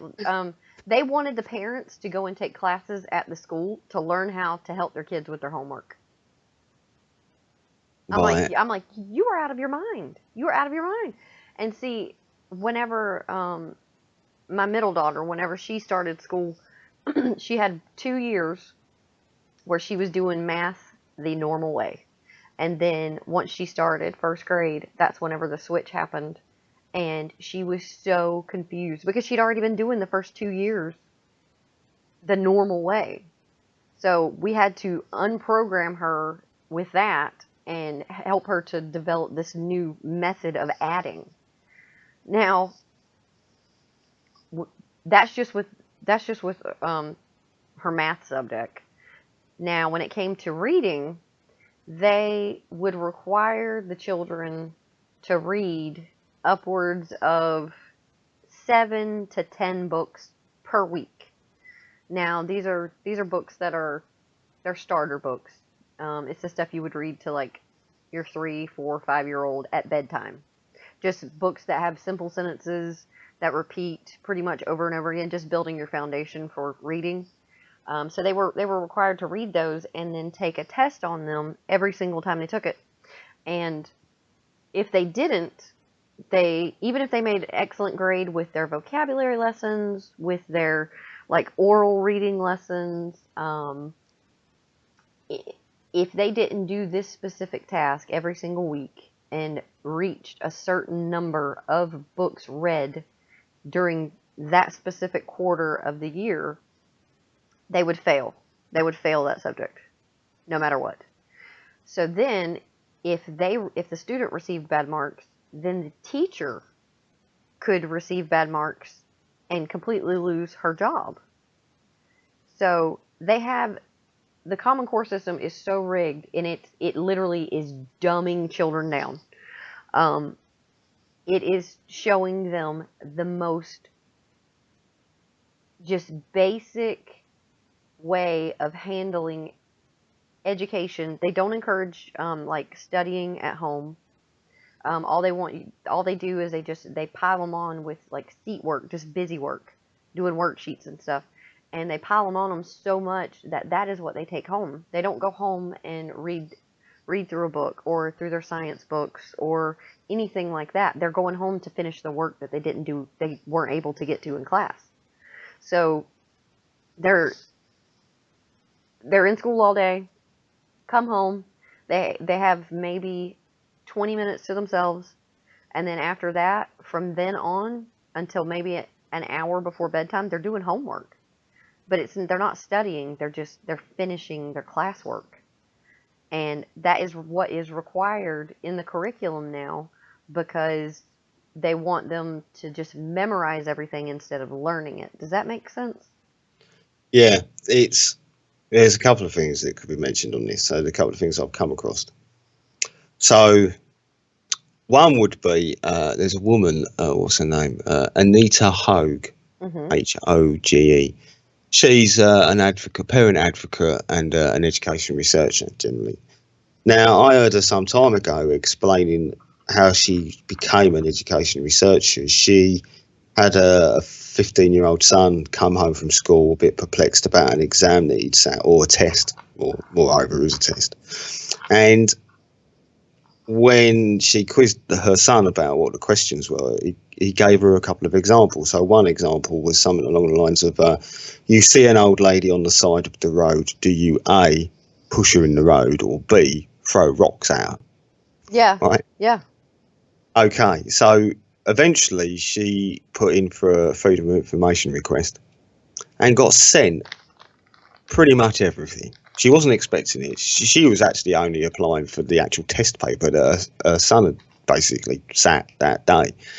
When she went into the school, and she knew the parent committee, or she was on the parent committee, so she had a few teachers that she had contacts there with. So she went to see someone who she thought she was on a first name basis with. When asked, could I have this exam paper? My son sat. Her friend turned into an enemy instantly, like that. Yep.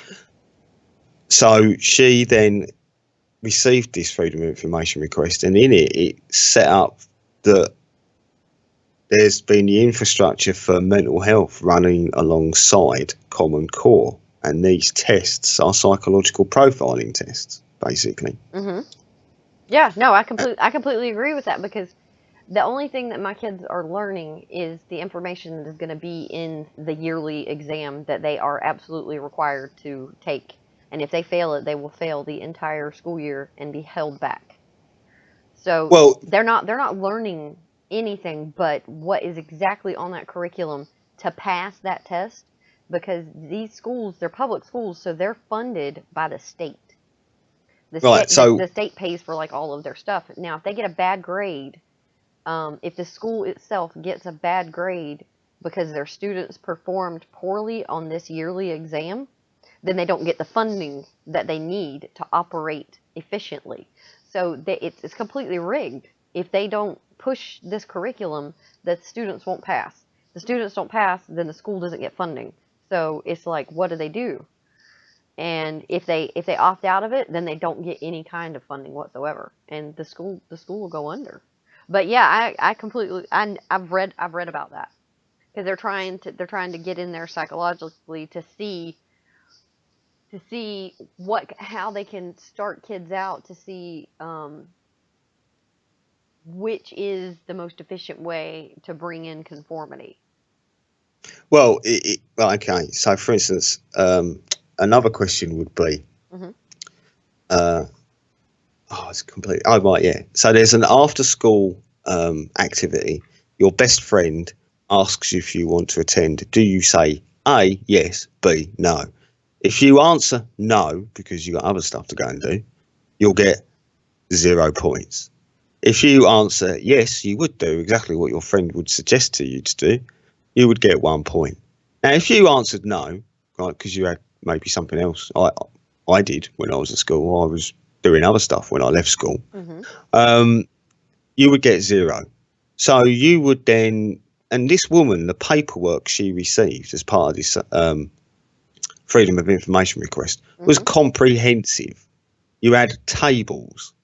Right? Yeah. You had questions down one column, then the second column you would have what this would represent, and then in the third column, the best way to treat little Johnny. And so you would then, as a parent, you would receive the letter that would suggest, our education system is failing little Johnny, and we would like to give little Johnny some special attention because our education system is failing little Johnny. Yeah. So the emphasis is on them. So you're not persecuting the parents. So that makes the likelihood that the parents are going to be more receptive to what you're going to. Exactly. They know exactly how to word it. Oh, yeah. Well, words are important, right? So that they then basically that child moves sideways out of the education system and into basically some form of mental health structure. Because what this seems to be set up as, and this is this Anita Hogue's kind of opinion, is that they're filtering out people with free will, which in itself is like, you know, George Orwell would he, you know, well, he probably planned all this, right? Yeah, So yeah. he definitely knew about it. So in that sense, the only people that will make it through the education system are the ones who are completely pliable, like the Play-Doh that they will require when Yeah, something stresses them out. yeah, the potato heads. Yeah, So they're abundant. Oh, let me tell you though, it's not easy to make sure, especially if you have kids in school right now. But some of the stuff that they come back with, I mean, back to the racist title thing.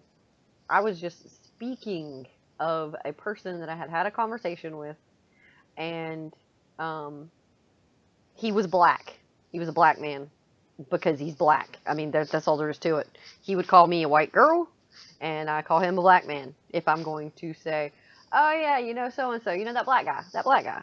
Okay, I'm pointing out a descriptive characteristic, and my daughter's like, Mama, that's kind of racist. I'm like, excuse me?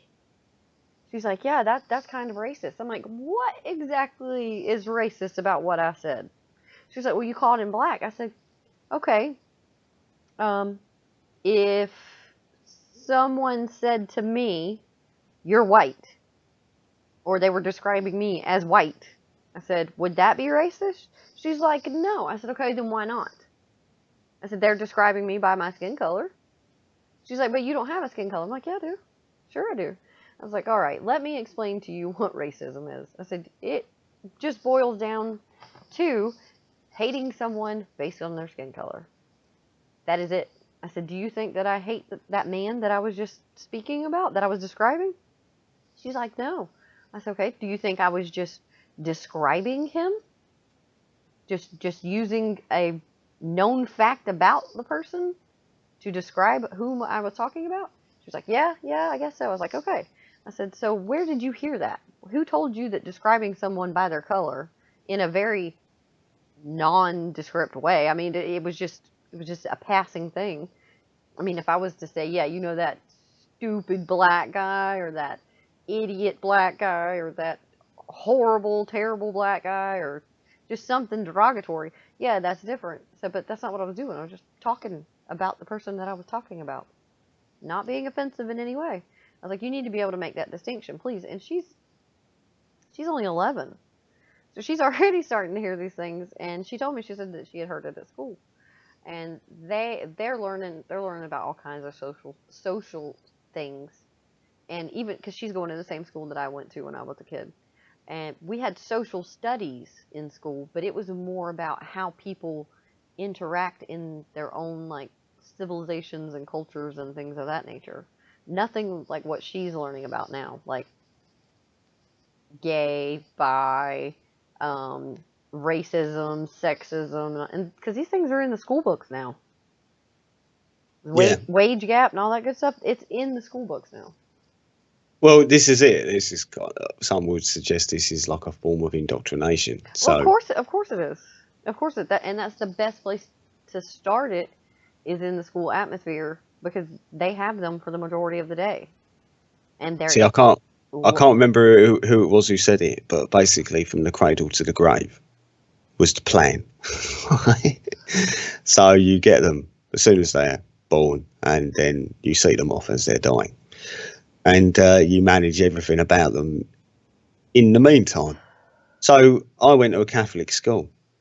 So if I was to be at school now, I would probably have some free will. I would be in little Johnny's predicament, being moved one way or the other out of the education system, and could probably be diagnosed with oppositional defiance disorder because I was a teenager, right? So I would be probably one of the people who would be kicked out of this mainstream kind of education system. What I had at school was, it being a Catholic school, that school tried to indoctrinate me in certain ways. One of the ways was that in assembly we would usually pray. Yeah. Now, I don't generally subscribe to religion. I understand that things do happen that I can't explain. So I like to think there is something spiritual about the world, but I have no proof, right? I've no understanding other than that. I have coincidence. I'm one of those people who fortunately has coincidence happen in my life, which I don't need to know why it happens, but the fact that it happens makes it a little bit more interesting. Yeah, exactly. I'm the same way. Life's little mysteries they're fantastic. That's what makes life worth living. I mean, truly. Yeah, well, it really, really does. So I can feel you on that. I mean, you know where I stand on it. I'm an anti-theist. I stand against religion. It's nothing but harmful in my eyes. But you're not talking about religion. You're just talking about the wonderful little wonders of being alive, and I can completely sympathize with that. well, you see, I was singled out one assembly for not praying. Now, this is not about religion. This is about freedom of choice. Yeah. Right. So, as I was walking out, you had 200 boys and girls. It was a mixed school that I went to. We were leaving the assembly hall, and the headmaster shouted at me, "Why do you think you don't have to pray?" And I respectfully responded, "Because I don't believe in it, sir." And I would have been about 15 or 16 at this point. And he said, "Well, why are you at a Catholic school then, son?" And I respectfully again responded, "Well, you'd have to ask my parents. I didn't have a choice in it." Yeah. Right? Now, according to this teacher, I was being cocky because I just actually responded. Right? So he then decided to drop this thing on me, thinking that it would embarrass me, humiliate me, and really shut me up. Right? Cheeky little monkey. Right? So he said, "Well, I'll tell you what you can do then, David. You can prepare an assembly for Monday explaining to the whole school why it is you think you do not have to pray. Okay?" Oh, wow. And I was like, "Okay, sir." Now, my mate standing next to me at this point, I just remember laughing at me. Going, "You're going to have to do an assembly game." Right? So anyway, that weekend, this was a Friday, that weekend I set about writing my assembly. And my key feature in my assembly would have been freedom of choice. Okay. I didn't have a freedom of choice going to this school. I don't generally have a freedom of choice in most of what I do. But whether I pray or not, I think that is within my remit to make a decision on for me. Right? I don't need to tell anyone else what to do. But for me, I can make that judgment. Yeah. So I was quite happy about getting up and trying to start a revolution in the Catholic school. Unfortunately, the headmaster did clock me in the assembly, and I clocked him, and we locked eyes, and he never asked me up on the stage. So that backfired on him a little bit. Yeah, he wasn't. He probably didn't think that I would have been up for it. I was actually. I even had my assembly all written down in my blazer pocket. It's like, thank you very much. I appreciate it. But for me, at that point, that was a learning curve that I did have indeed freedom of choice. Whereas now, if I was a kid under these certain conditions that we're talking about, I wouldn't have that. That would be now removed. Yeah, you wouldn't even have that option. And that's horrible. Well, it's what I would class as a broken education system, generally. But then it's not broken as in, someone's been a bit haphazard with it.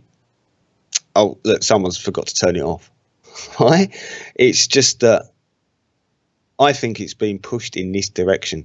There's an interesting woman called Charlotte Iserbyt who worked for President Reagan. In the education department. So during lunch breaks, she used to go downstairs and she used to trawl through the archives. And doing this for years, she had unearthed this plan, basically, this elaborate plan for an education system that would use technology, computers, and actually in some of the writings that she found where it's talking specifically about the use of technology, the use of computers, and this would have been written in the 60s and 70s or somewhere around there. This would have been in the 80s. So these documents were probably 10, 15 years old by the time she came across them. And there were already plans drawn up for this education system that would use technology, and there was a warning in one of the documents that suggested you know, be careful though when you use technology for education, because whoever writes the code for the computer dictates what the student will learn. Right? Which tends, I did a little bit of computer programming when I first left school. I went to college for 2 years and studied it, so I do have the concept of how that could be the case. Basically, those who write the code can dictate how you use the computer even, you know what I mean? So what it seems is that this woman, Anita Hogue, and this Common Core, is it in practice. Charlotte Iserby found the plans, and the Common Core is what it is now. It's one and the same thing from all accounts. Hopefully it's on its way out, because it's my eldest daughter, she loves going to school. She's always loved going to school, and she's bored. She's completely bored, and she's in the honors classes. So she's taking the harder courses in high school right now, but she's still bored, except with her math class. That one is a little bit challenging for her, but the rest of the stuff that she's doing, she's just bored out of her mind because she's not learning anything new. I mean, I brought up the Holocaust, and she barely knew anything about it. And I was like, Gracie, how can you possibly not know, I mean, about nearly the annihilation of the Jews, the concentration camps, stuff like that. I mean, she knew a little bit about like the Nazis and Germany and Hitler and like all the more recognizable terms that comes with the Holocaust as of lately. But she had no idea, and so I sat her and my middle daughter down, because my youngest daughter, she's just way too young to be dealing with anything like that. But my middle daughter, she was really interested too, because she likes learning a lot about history, and so we sat down and I went through it with them, pulled up a few things online, and we talked, and they were horrified, and I was horrified that they didn't know about it yet. So I questioned a few of the other parents of my eldest daughter who would be doing the same curriculum as she would, and they said the same things, that it's just not being taught. There's only a few things that they're going over, and they don't take history class every single year in high school. Like, I took a history class every because there's 4 years in the United States. When it comes to high school, it's from 9th grade till 12th grade, and you graduate when you're 18. So those 4 years, I took a history class every single year. Now, of course, at that time, I hated it because I was a teenager, but I just couldn't imagine not knowing anything about my country and being that age, or world history on top of it, because it's like, ooh. Well, it's frustrating because the teachers are getting frustrated with it, because they're having more kids that are failing at subjects that they weren't failing in before, and it's a huge struggle, and it's not working. It's not working on any level, and most communities are having to go to their local school board, because each county has its own school board that rules. It makes all the rules and policy. That's what I'm looking for. Policies for all the schools in that county. So the parents have been going to the school board saying, "Look, just get rid of this crap. Just get rid of it. We'll figure something out on how to get funding in though." But the more school districts that do this, then it can just be phased out, because no one likes it. I have yet to meet one person, teacher, student, or parent, that agrees with any of it. well, I know in this country, teacher morale is at an all-time low from all accounts, and whenever they have like the National Union of Teachers having and occasionally that's played on the BBC, and especially the education minister will turn up, and it doesn't matter who it is, they will get booed at some point. Right? So no one's really happy with the education here, really. The equivalent here would be in in the different boroughs of the UK, you would have the education authorities. Mm-hmm. So they would generally be the ones that would control that area, the same as you say in your counties out in the States. Now, these would be responsible for handing out grants for further education or higher education. Mm-hmm. These would be in charge of regulating policy and generally delivering it through the schools. Now what's happening, you've got these new breed of schools. There's been this major push for these new schools now that are basically it's privatizing education. Yeah, they're doing the same thing in the States. They're called charter schools. Charter schools, right? Yep. Okay, I don't know what they are. I can't remember the name of them here. It's pretty similar. Yeah, it's the same business model, and that's what it is. It's a business. It's a business, but you have to either get. I know in the States you have to. You can apply for a voucher to be able to go to one of those charter schools, because they cost money if you don't. It's almost like a private school here, because the school system that's here, we would call that private because it's ran by religious doctrine. Right. And then the schools in the U.S., there's absolutely no religion whatsoever in them at all. So those are considered public schools, and the taxpayer dollars pay for that. But these charter schools are popping up, and they're being funded by outside sources, and they have limited amount of positions for students. The kids are required to wear uniforms like they would be here in a private school, or there in a private school as well. They have to wear uniforms. And there is a little bit of a religious tinge to it. Not much, but just a little bit. And it is like a higher learning type educational atmosphere.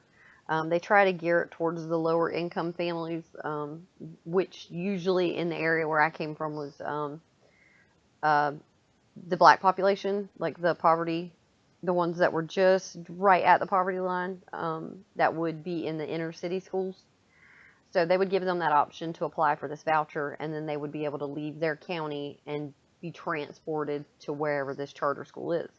But the education is better there, but it's only better than the public schools, because the public schools are such shit.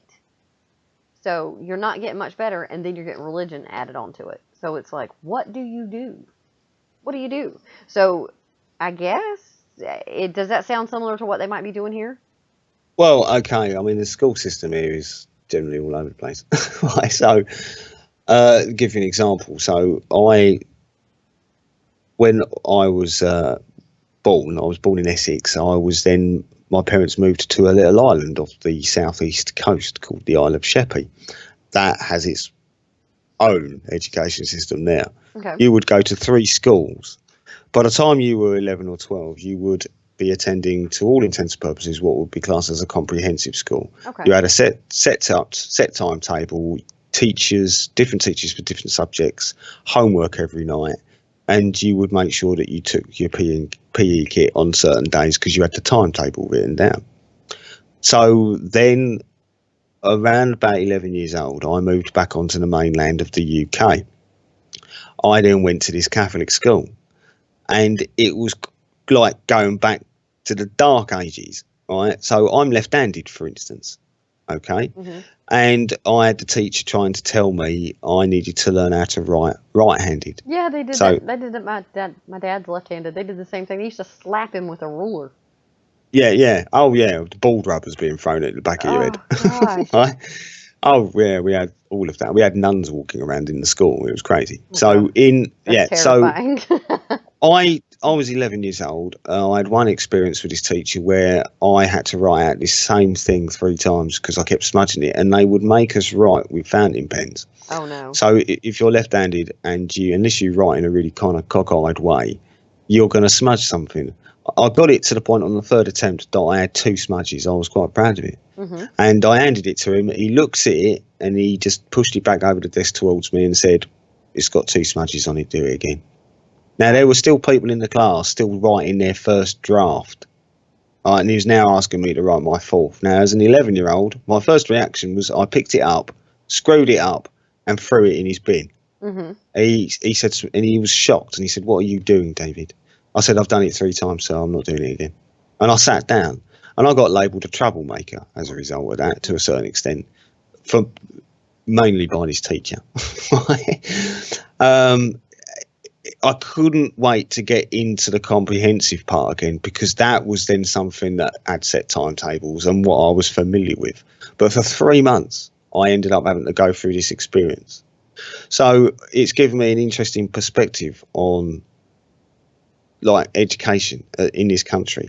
Alongside that, I had a friend of mine who went to a grammar school. Again, a completely different, runs parallel to it, but you have to do the 11 plus, which means that you are slightly more intelligent than the next guy, and you get the opportunity to go to a better school, basically. And that's the grammar school system, as a conservative Tory idea some time ago.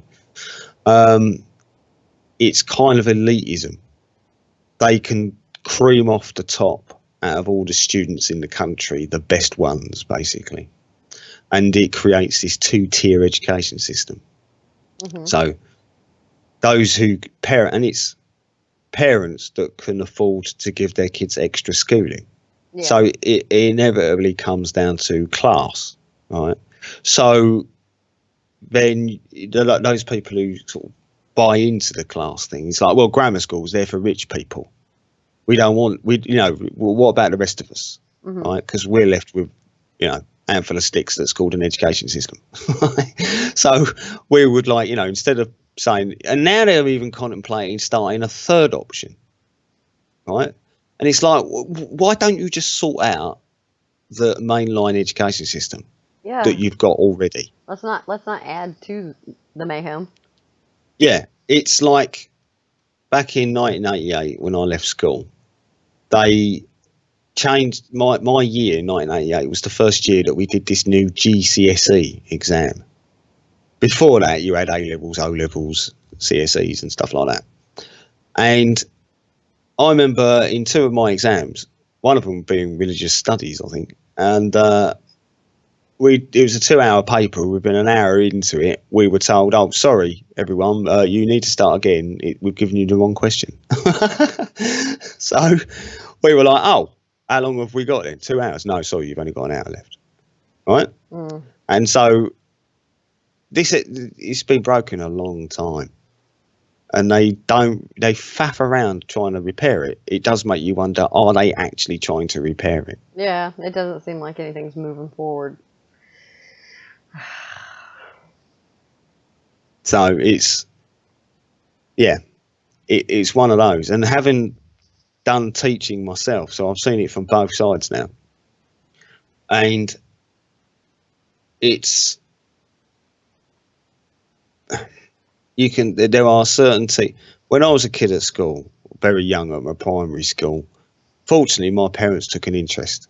So on one particular open evening, when they went to see how I was progressing at school, I would have been about 6 or 7 or so, right? They caught the teacher lying, and the reason the teacher said, yes, he's done really well, he's done like this amount reading through this book. And my mum knew that I couldn't read at that age. I had a reading age of about a 3-year-old at 7, 8 years old.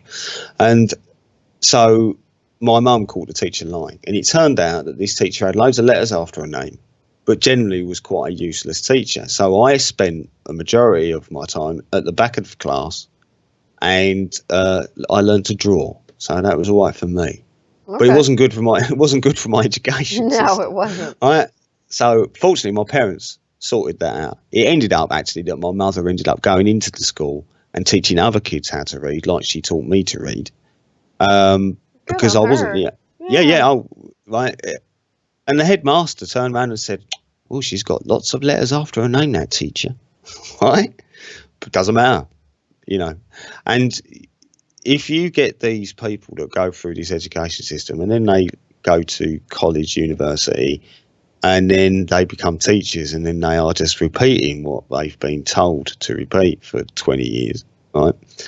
It's quite easy then to make very subtle adjustments within that system to degrade it. And it's so kind of incrementally getting worse that people don't really notice it.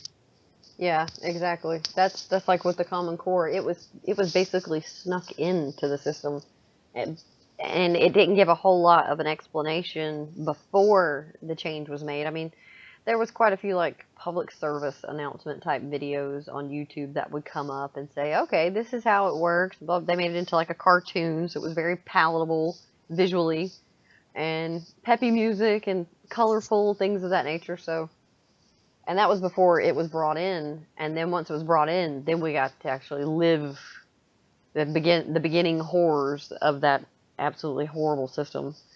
So we weren't educated on what we were signing up for or agreeing to, which they were going to change it anyway, no matter what, if we agreed to it or not. But they did try to bring people in and say, hey, look, this is a change that's going to happen. It's not going to be any big deal, and it's just going to change a few ways that we do a few different subjects and how we do testing. So I was like, okay, okay, and you read through the pamphlets and things, and it totally was not what they were saying that it was going to be. It changed everything, and not in a good, efficient way. Well, it's a friend of mine in Finland who works in education in Finland, and Finnish education tends to come out tops, right? When you Hmm. look at all the education systems in the world, and they're now contemplating changing it. And how they're changing it is from, instead of teaching subjects, English literature, English language, mathematics, Yeah, whatever it is, yeah, they're now looking at changing it into like associating it in tasks. So, for instance, little Johnny today is going to be learning how to be a waiter. So while he's doing that, he's going to be covering communication, language, and so on, and maths, and obviously this kind of stuff. yeah. Now, I would be a little bit concerned in the sense that That's what children do don't. whenever they play and when they pretend. Yeah, right, and that's obviously, and you see, interesting as well. In Europe, the age for kids starting school is generally 7 years old. Hmm. Here, it's 4 or 5, depending on when your birthday is. Yeah, that's just Uh, pretty much the but same way in yeah, the it States. seems way too young, right, compared to everywhere else. Right, so kids are allowed to be kids up until 7 in Europe. So in Finland, for instance, you don't start school until you're 7. You can go to preschool, play school, and whatever, but Yeah. generally, your mandatory education is at 7 years old. Here, one of the things that they've just started doing as well is that they're testing kids in that first year. They're actually making them sit doing tests, and it just, Yeah, that's what they're doing in the U.S. as well. yeah, it's becoming. I, It's it's not an insane. education system. No, it's just testing. It's just that is all it is testing. They're studying for the tests they're going to take. That's it. They're not learning. Right, but then does that mean that, because the idea of learning it in subject form, right, a syllabus broken down into, Yeah. I give you a classic example of this actually when I'm talking about these people who go through the education system and end up teaching it. I went for a job interview once at a comprehensive all boys school, Hmm. and I was going for the assistant music to the music director, and I was having an interview with the headmaster, and in the interview, I have long hair, Yeah. and in the interview, he turned around and said to me, "Well, David, we like to encourage the students not to have too long a hair or too short a hair. Do you know where I'm going with this?" Oh no. I grinned at him and I said, "I know exactly where you're going with this." Eventually, though, the music guy comes down and I'm introduced to him. And we're now going to leave the headmaster's office and we're going to go upstairs to the music department. First thing I see upon leaving the headmaster's office is a huge A1 size picture of Bob Marley with a wreath hanging out his mouth and his Really? dreads down past his arse, right? And I just burst out laughing at this point. And the headmaster was in front of me. He turned around, he looks at me, he says, "What are you laughing at, David?" And I walked over and I just tapped on the picture and said something about mixed messages, Oh right? no. So we then went up to the music department. So after being blinded by science and being impressed by everything, the director sits me down at this table and he pulls out this massive file.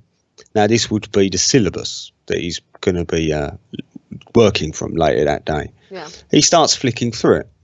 And as he's flicking through it, I'm looking at him and I'm thinking to myself, I bet he's going to be going to the very page that he's going to be probably working from later on today. Mm-hmm. So he gets to this page, he turns the book and he points at this heading and he says, what do you think of that? And I looked at it and the heading was pitch and rhythm. Right, so as a musician, that makes sense, right? Yeah. And it had some blurb under it, and I read that again, made sense. And he looked at me at this point and he said, so do you have any questions, David? And I said, yeah, actually, I do. Pointing at this text that you just showed me, I said, how do you as the teacher take this from the page and then present it to the students? Right? He went, oh. He turned the page, then pointed at another heading that said, possible examples. And I just thought, so he just literally copies straight from the book what he does. There is no... Oh, no. He's not even engaging in the material so he can articulate it in the way. He's like a robotic professor, basically. Yeah, so he could not articulate to me how he presented it to the students. All he could do was point at what he does from the book. Wow. Right? He couldn't even engage me in a conversation about it. That's kind of scary. It's something I've noticed for some time, actually. So it's... Okay, well, how did that job interview go? Did you get the job? No. Oh, okay. No. I needed to know the conclusion of that story. No, they obviously didn't like the cut of my jib. Okay. Right? So, yeah. It's interesting. You were a little too intelligent for their liking. Well, what made me laugh was the fact that they had Bob Marley on the wall, but they weren't beyond introducing that kind of pop culture to the kids. It's like, hello, hypocrite, but you have a problem with my hair? Yeah. Right. So, again, if you don't look the part, don't talk the part, don't walk the part, you probably won't be offered the part.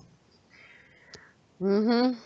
Unfortunately, humans tend to be a very judgmental species at first glance. That's just the way we work.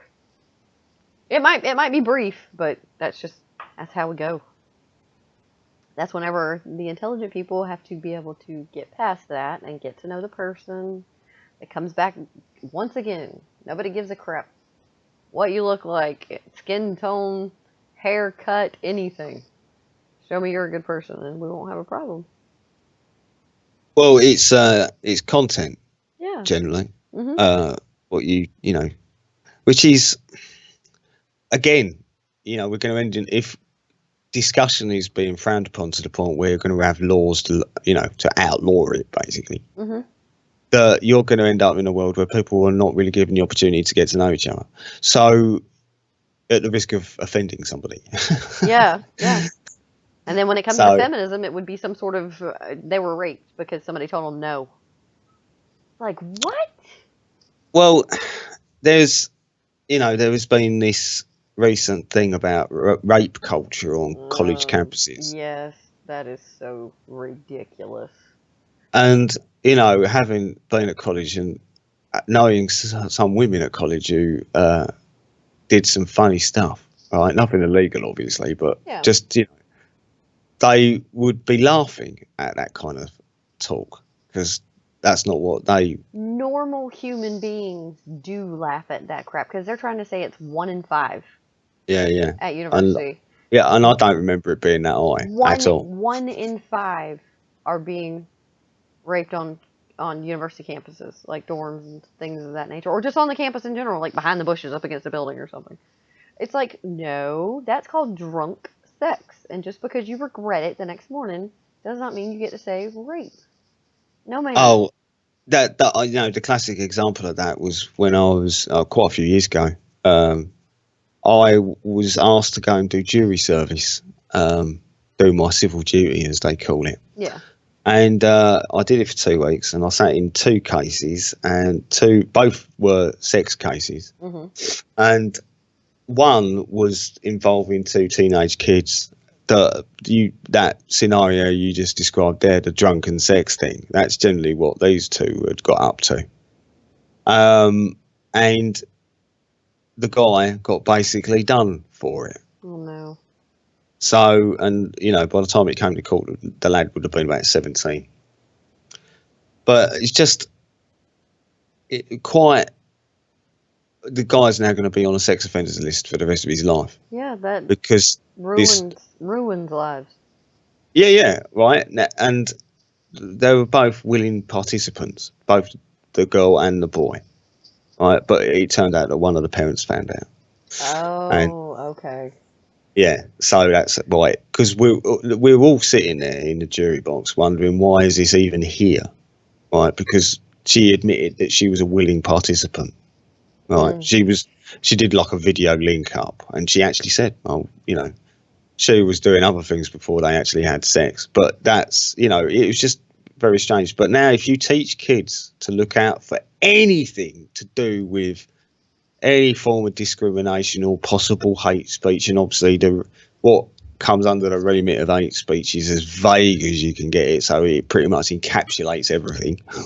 Yeah. At some point, everything will be bad to say, right? Mm-hmm. That you're priming people to just react to anything. Yeah, it comes back around to what I said earlier about people just not wanting to ever feel uncomfortable. If you have a drunken one-night stand, you're gonna feel uncomfortable the next morning. That's just it. Maybe you do regret it. Okay, don't do it again. But you don't get to try and save your image or save your reputation, any of that silly stuff by saying, no, it wasn't regrettable sex. It was forced sexual intercourse, and it was totally rape. I was completely against my will. It's like, no, not just because you got drunk and said, oh shit, that was a bad idea. But you see, if you're one of these, and I'm not suggesting that this happens, but I wouldn't be surprised in the sense that if you've got a particular counsellor that's pushing, who's would be looking out for anything that could be taken in and made a mountain out of a molehill, so to speak, then you're going to, when someone finds themselves in a regretful situation of getting drunk and not realising what's happening, and then waking up and regretting it. Yeah. Even if it was that, I mean, it's obviously a bad thing, but those people who have done that, and there's plenty of guys that have done similar things. Definitely. It's not just a woman thing. That you learn from it. If you're the one that's made the mistake, you would have to take responsibility for that mistake, because you it was a bad thing. There's nothing you can do about it. You just got to walk away and hope that you learn from it. Yeah, don't do it again. Because you got drunk and you passed out. Right, I've passed out at bus stops. All right, nothing sexual's happened that I'm aware of. I was asleep, but I was at a bus stop. Right, I woke up at 7:30 in the morning. Oh no! So, and you only need to do that once, because you're very unlikely to do it again unless you're an idiot. Yeah, that's pretty scary. Fall asleep. So you learn, but you learn from that sort of stuff. It's almost getting. They don't want to admit that they've made a poor decision, because they've been hyped up to think, you're a woman, you can't make a poor decision. You can only be the victim because you're a woman, silly. Don't you realize that? So, come on, we need to hear your victim story. It's like, no, you don't have a victim story. You have the walk of shame story. That is what you have. Own it. Just don't do it again if it's that big of a deal to you. Well, it's learned helplessness. Yeah. Right, in the sense that if you tell someone often enough that they are helpless, powerless, and they can't do anything, and change your icon on your social media, right? That's all you can do, right? Then people will believe that eventually. Absolutely. Right?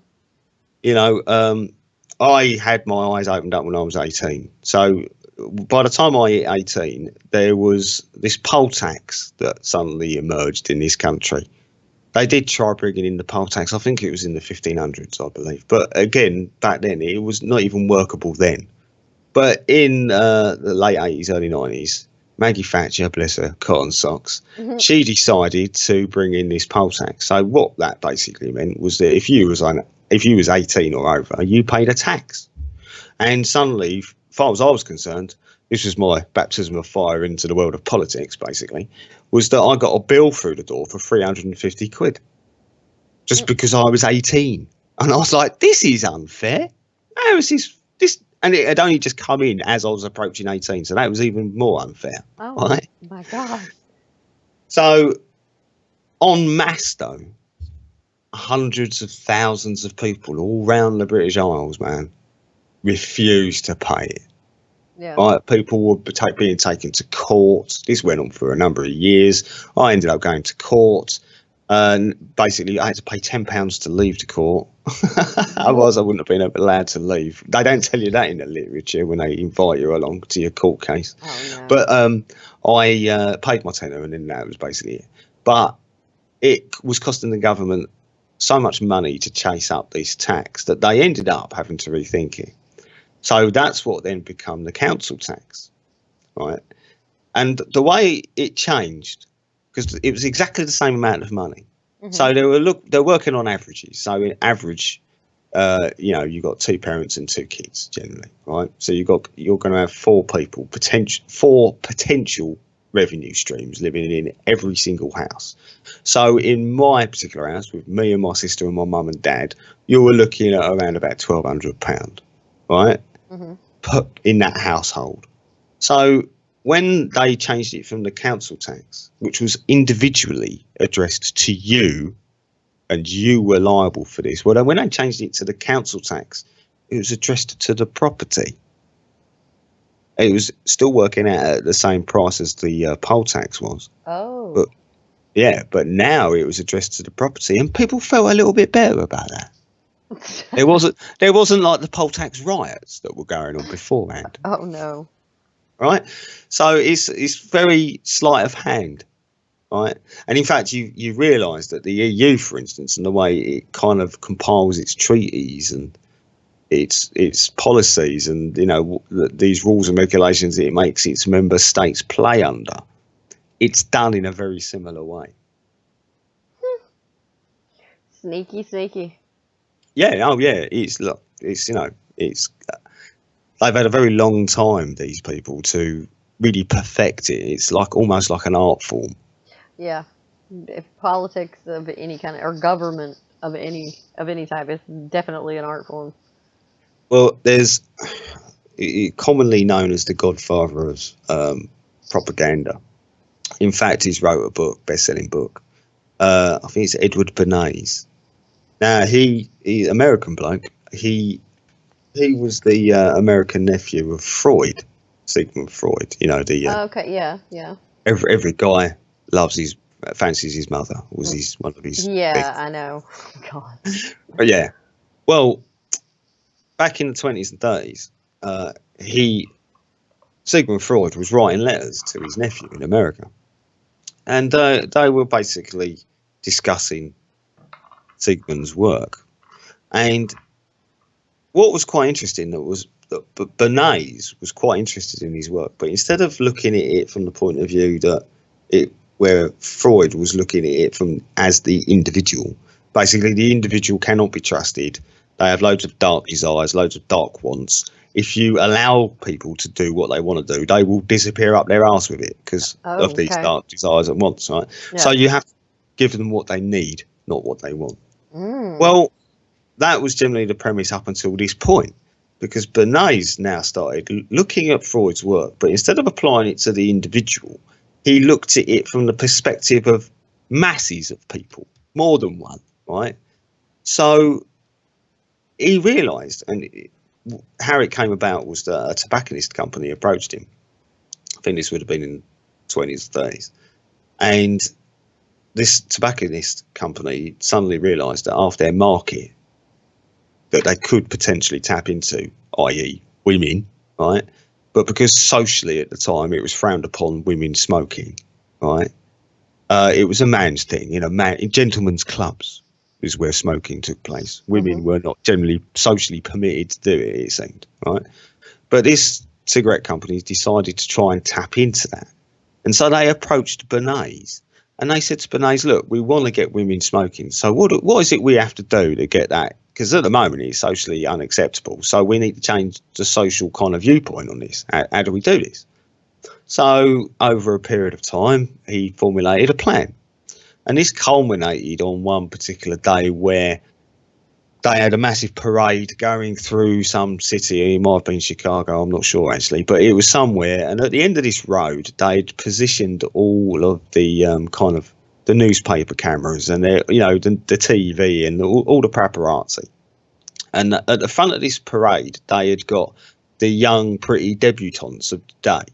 Yeah. And they had got these women to put cigarettes in the top of their stocking tops. Right. Mm-hmm. So when they get to the end of the road, just in front of all the cameras, these women stopped. They hitched up their skirts and they took out these cigarettes and they held these cigarettes aloft and they said, "These are torches of freedom." And, women's rights was born right there, generally. Yeah. But it's a canny trick, because doing the torches of freedom, it also tied it into the Statue of Liberty, right? So you were getting like a 2-for-1 offer. You were getting women's independence, fight for your rights, and, you are the Statue of Liberty. So just so much connotation and meaning, but buried underneath this. And of course, the next day, the newspapers were just covered with these fantastic pictures of these absolutely stunning looking women pulling out cigarettes. Right? Then it started emerging in films. That women, the strong, powerful woman in 20s and 30s films was now suddenly smoking, right? Mm-hmm. And it eventually completely changed socially. And it's, the rest is history, as they say. But that way of using propaganda, or public relations, as it's known, is... it really came out politically. It's been in the States, I would suggest, probably a lot longer than it has been in the UK. In the UK, it started primarily with Tony Blair in '97. Okay. There's an interesting story in the sense that there was a guy that was involved with the Labour Party that was interested in this Americanized form of electioneering, very kind of PR-based TV kind of. Right, and totally American. yeah, exactly. And he went to the Labour. This is pre '97, and so Tories were in at this point at the end of a long run, and the country was getting tired. Anyway, this guy, he approached the Labour leadership. He had this idea that this is how he wanted to run the election for the '97 election. Tony Blair, will Americanise it. We'll do TV ads. We'll do the lot, kind of thing. And the Labour leadership said, no, we can't do that. So this guy ended up going over to the States, and he ended up working on Bill Clinton's campaign. So actually the experience he got there was invaluable, because when he came back, he ended up working on Tony Blair's campaign. Oh. Now, this then led to some classic moments. So on the day, for instance, that Tony Blair was elected, he goes back to his constituency, and the cameras are positioned on a road that gives the impression that the whole village has come out with their British Union Jacks, and they're waving it. Well, you shouldn't say British Union Jacks, it's the Union Jack, isn't it? Right? So, the Scottish, Welsh and the Irish would probably have a problem with that. So they were waving their flags, and it looked like, the country's saved. Tony Blair's been elected. Well, it turned out that this was a massive PR stunt. That all these people that were lining up this road were like basically the party members, the party faithful. Uh-huh. And, with a clever sort of camera shot, bit of perspective going on, you can make things look slightly different on TV. And that's when it really first came over here in '97. And it's just infected everything. They definitely figured out what worked. And it's the science. There's no doubt about it. Yep. It's definitely interesting to sit back and watch. I mean, just even over the last 2 years, it's just metamorphosis is amazing. With just social interactions, everything has become so volatile. Like, how do you have a rational conversation with someone who doesn't know how to speak like an adult? Okay, well, Dave, it is almost 2 a.m. here, so I think you want to wrap it up? We can definitely do this again another night. Yeah, it's up to you. I'm all right. I would probably prefer to make a cup of coffee though. Hey, I did that before we started because I'm. I did. I tend to drink quite a lot of Oh, coffee. you could have excused yourself for a minute and went and grabbed a coffee or whatever. I'm perfectly happy talking to myself. I do it all the That's time. I do it all the time. It's all right. It's okay. Well, But yeah, if it you, was really really fun talking to you. I've really enjoyed it. oh, well, thank you for the invite on. It's been really nice. Yeah, no problem. And also, if anyone else is still listening, I think Shane's still listening. Um, go check in the description box. The link to David's radio show is in there. It's Inside Track with David Condon and Jason Kennedy on Defiant Radio. So go and check them out. Go give them a listen. They have some pretty good chats. A little more interesting than the things that I was bringing up, but really good stuff. So, but all right, everybody. Well, good night. I'm going to stop the stream. Thanks for coming and hanging out.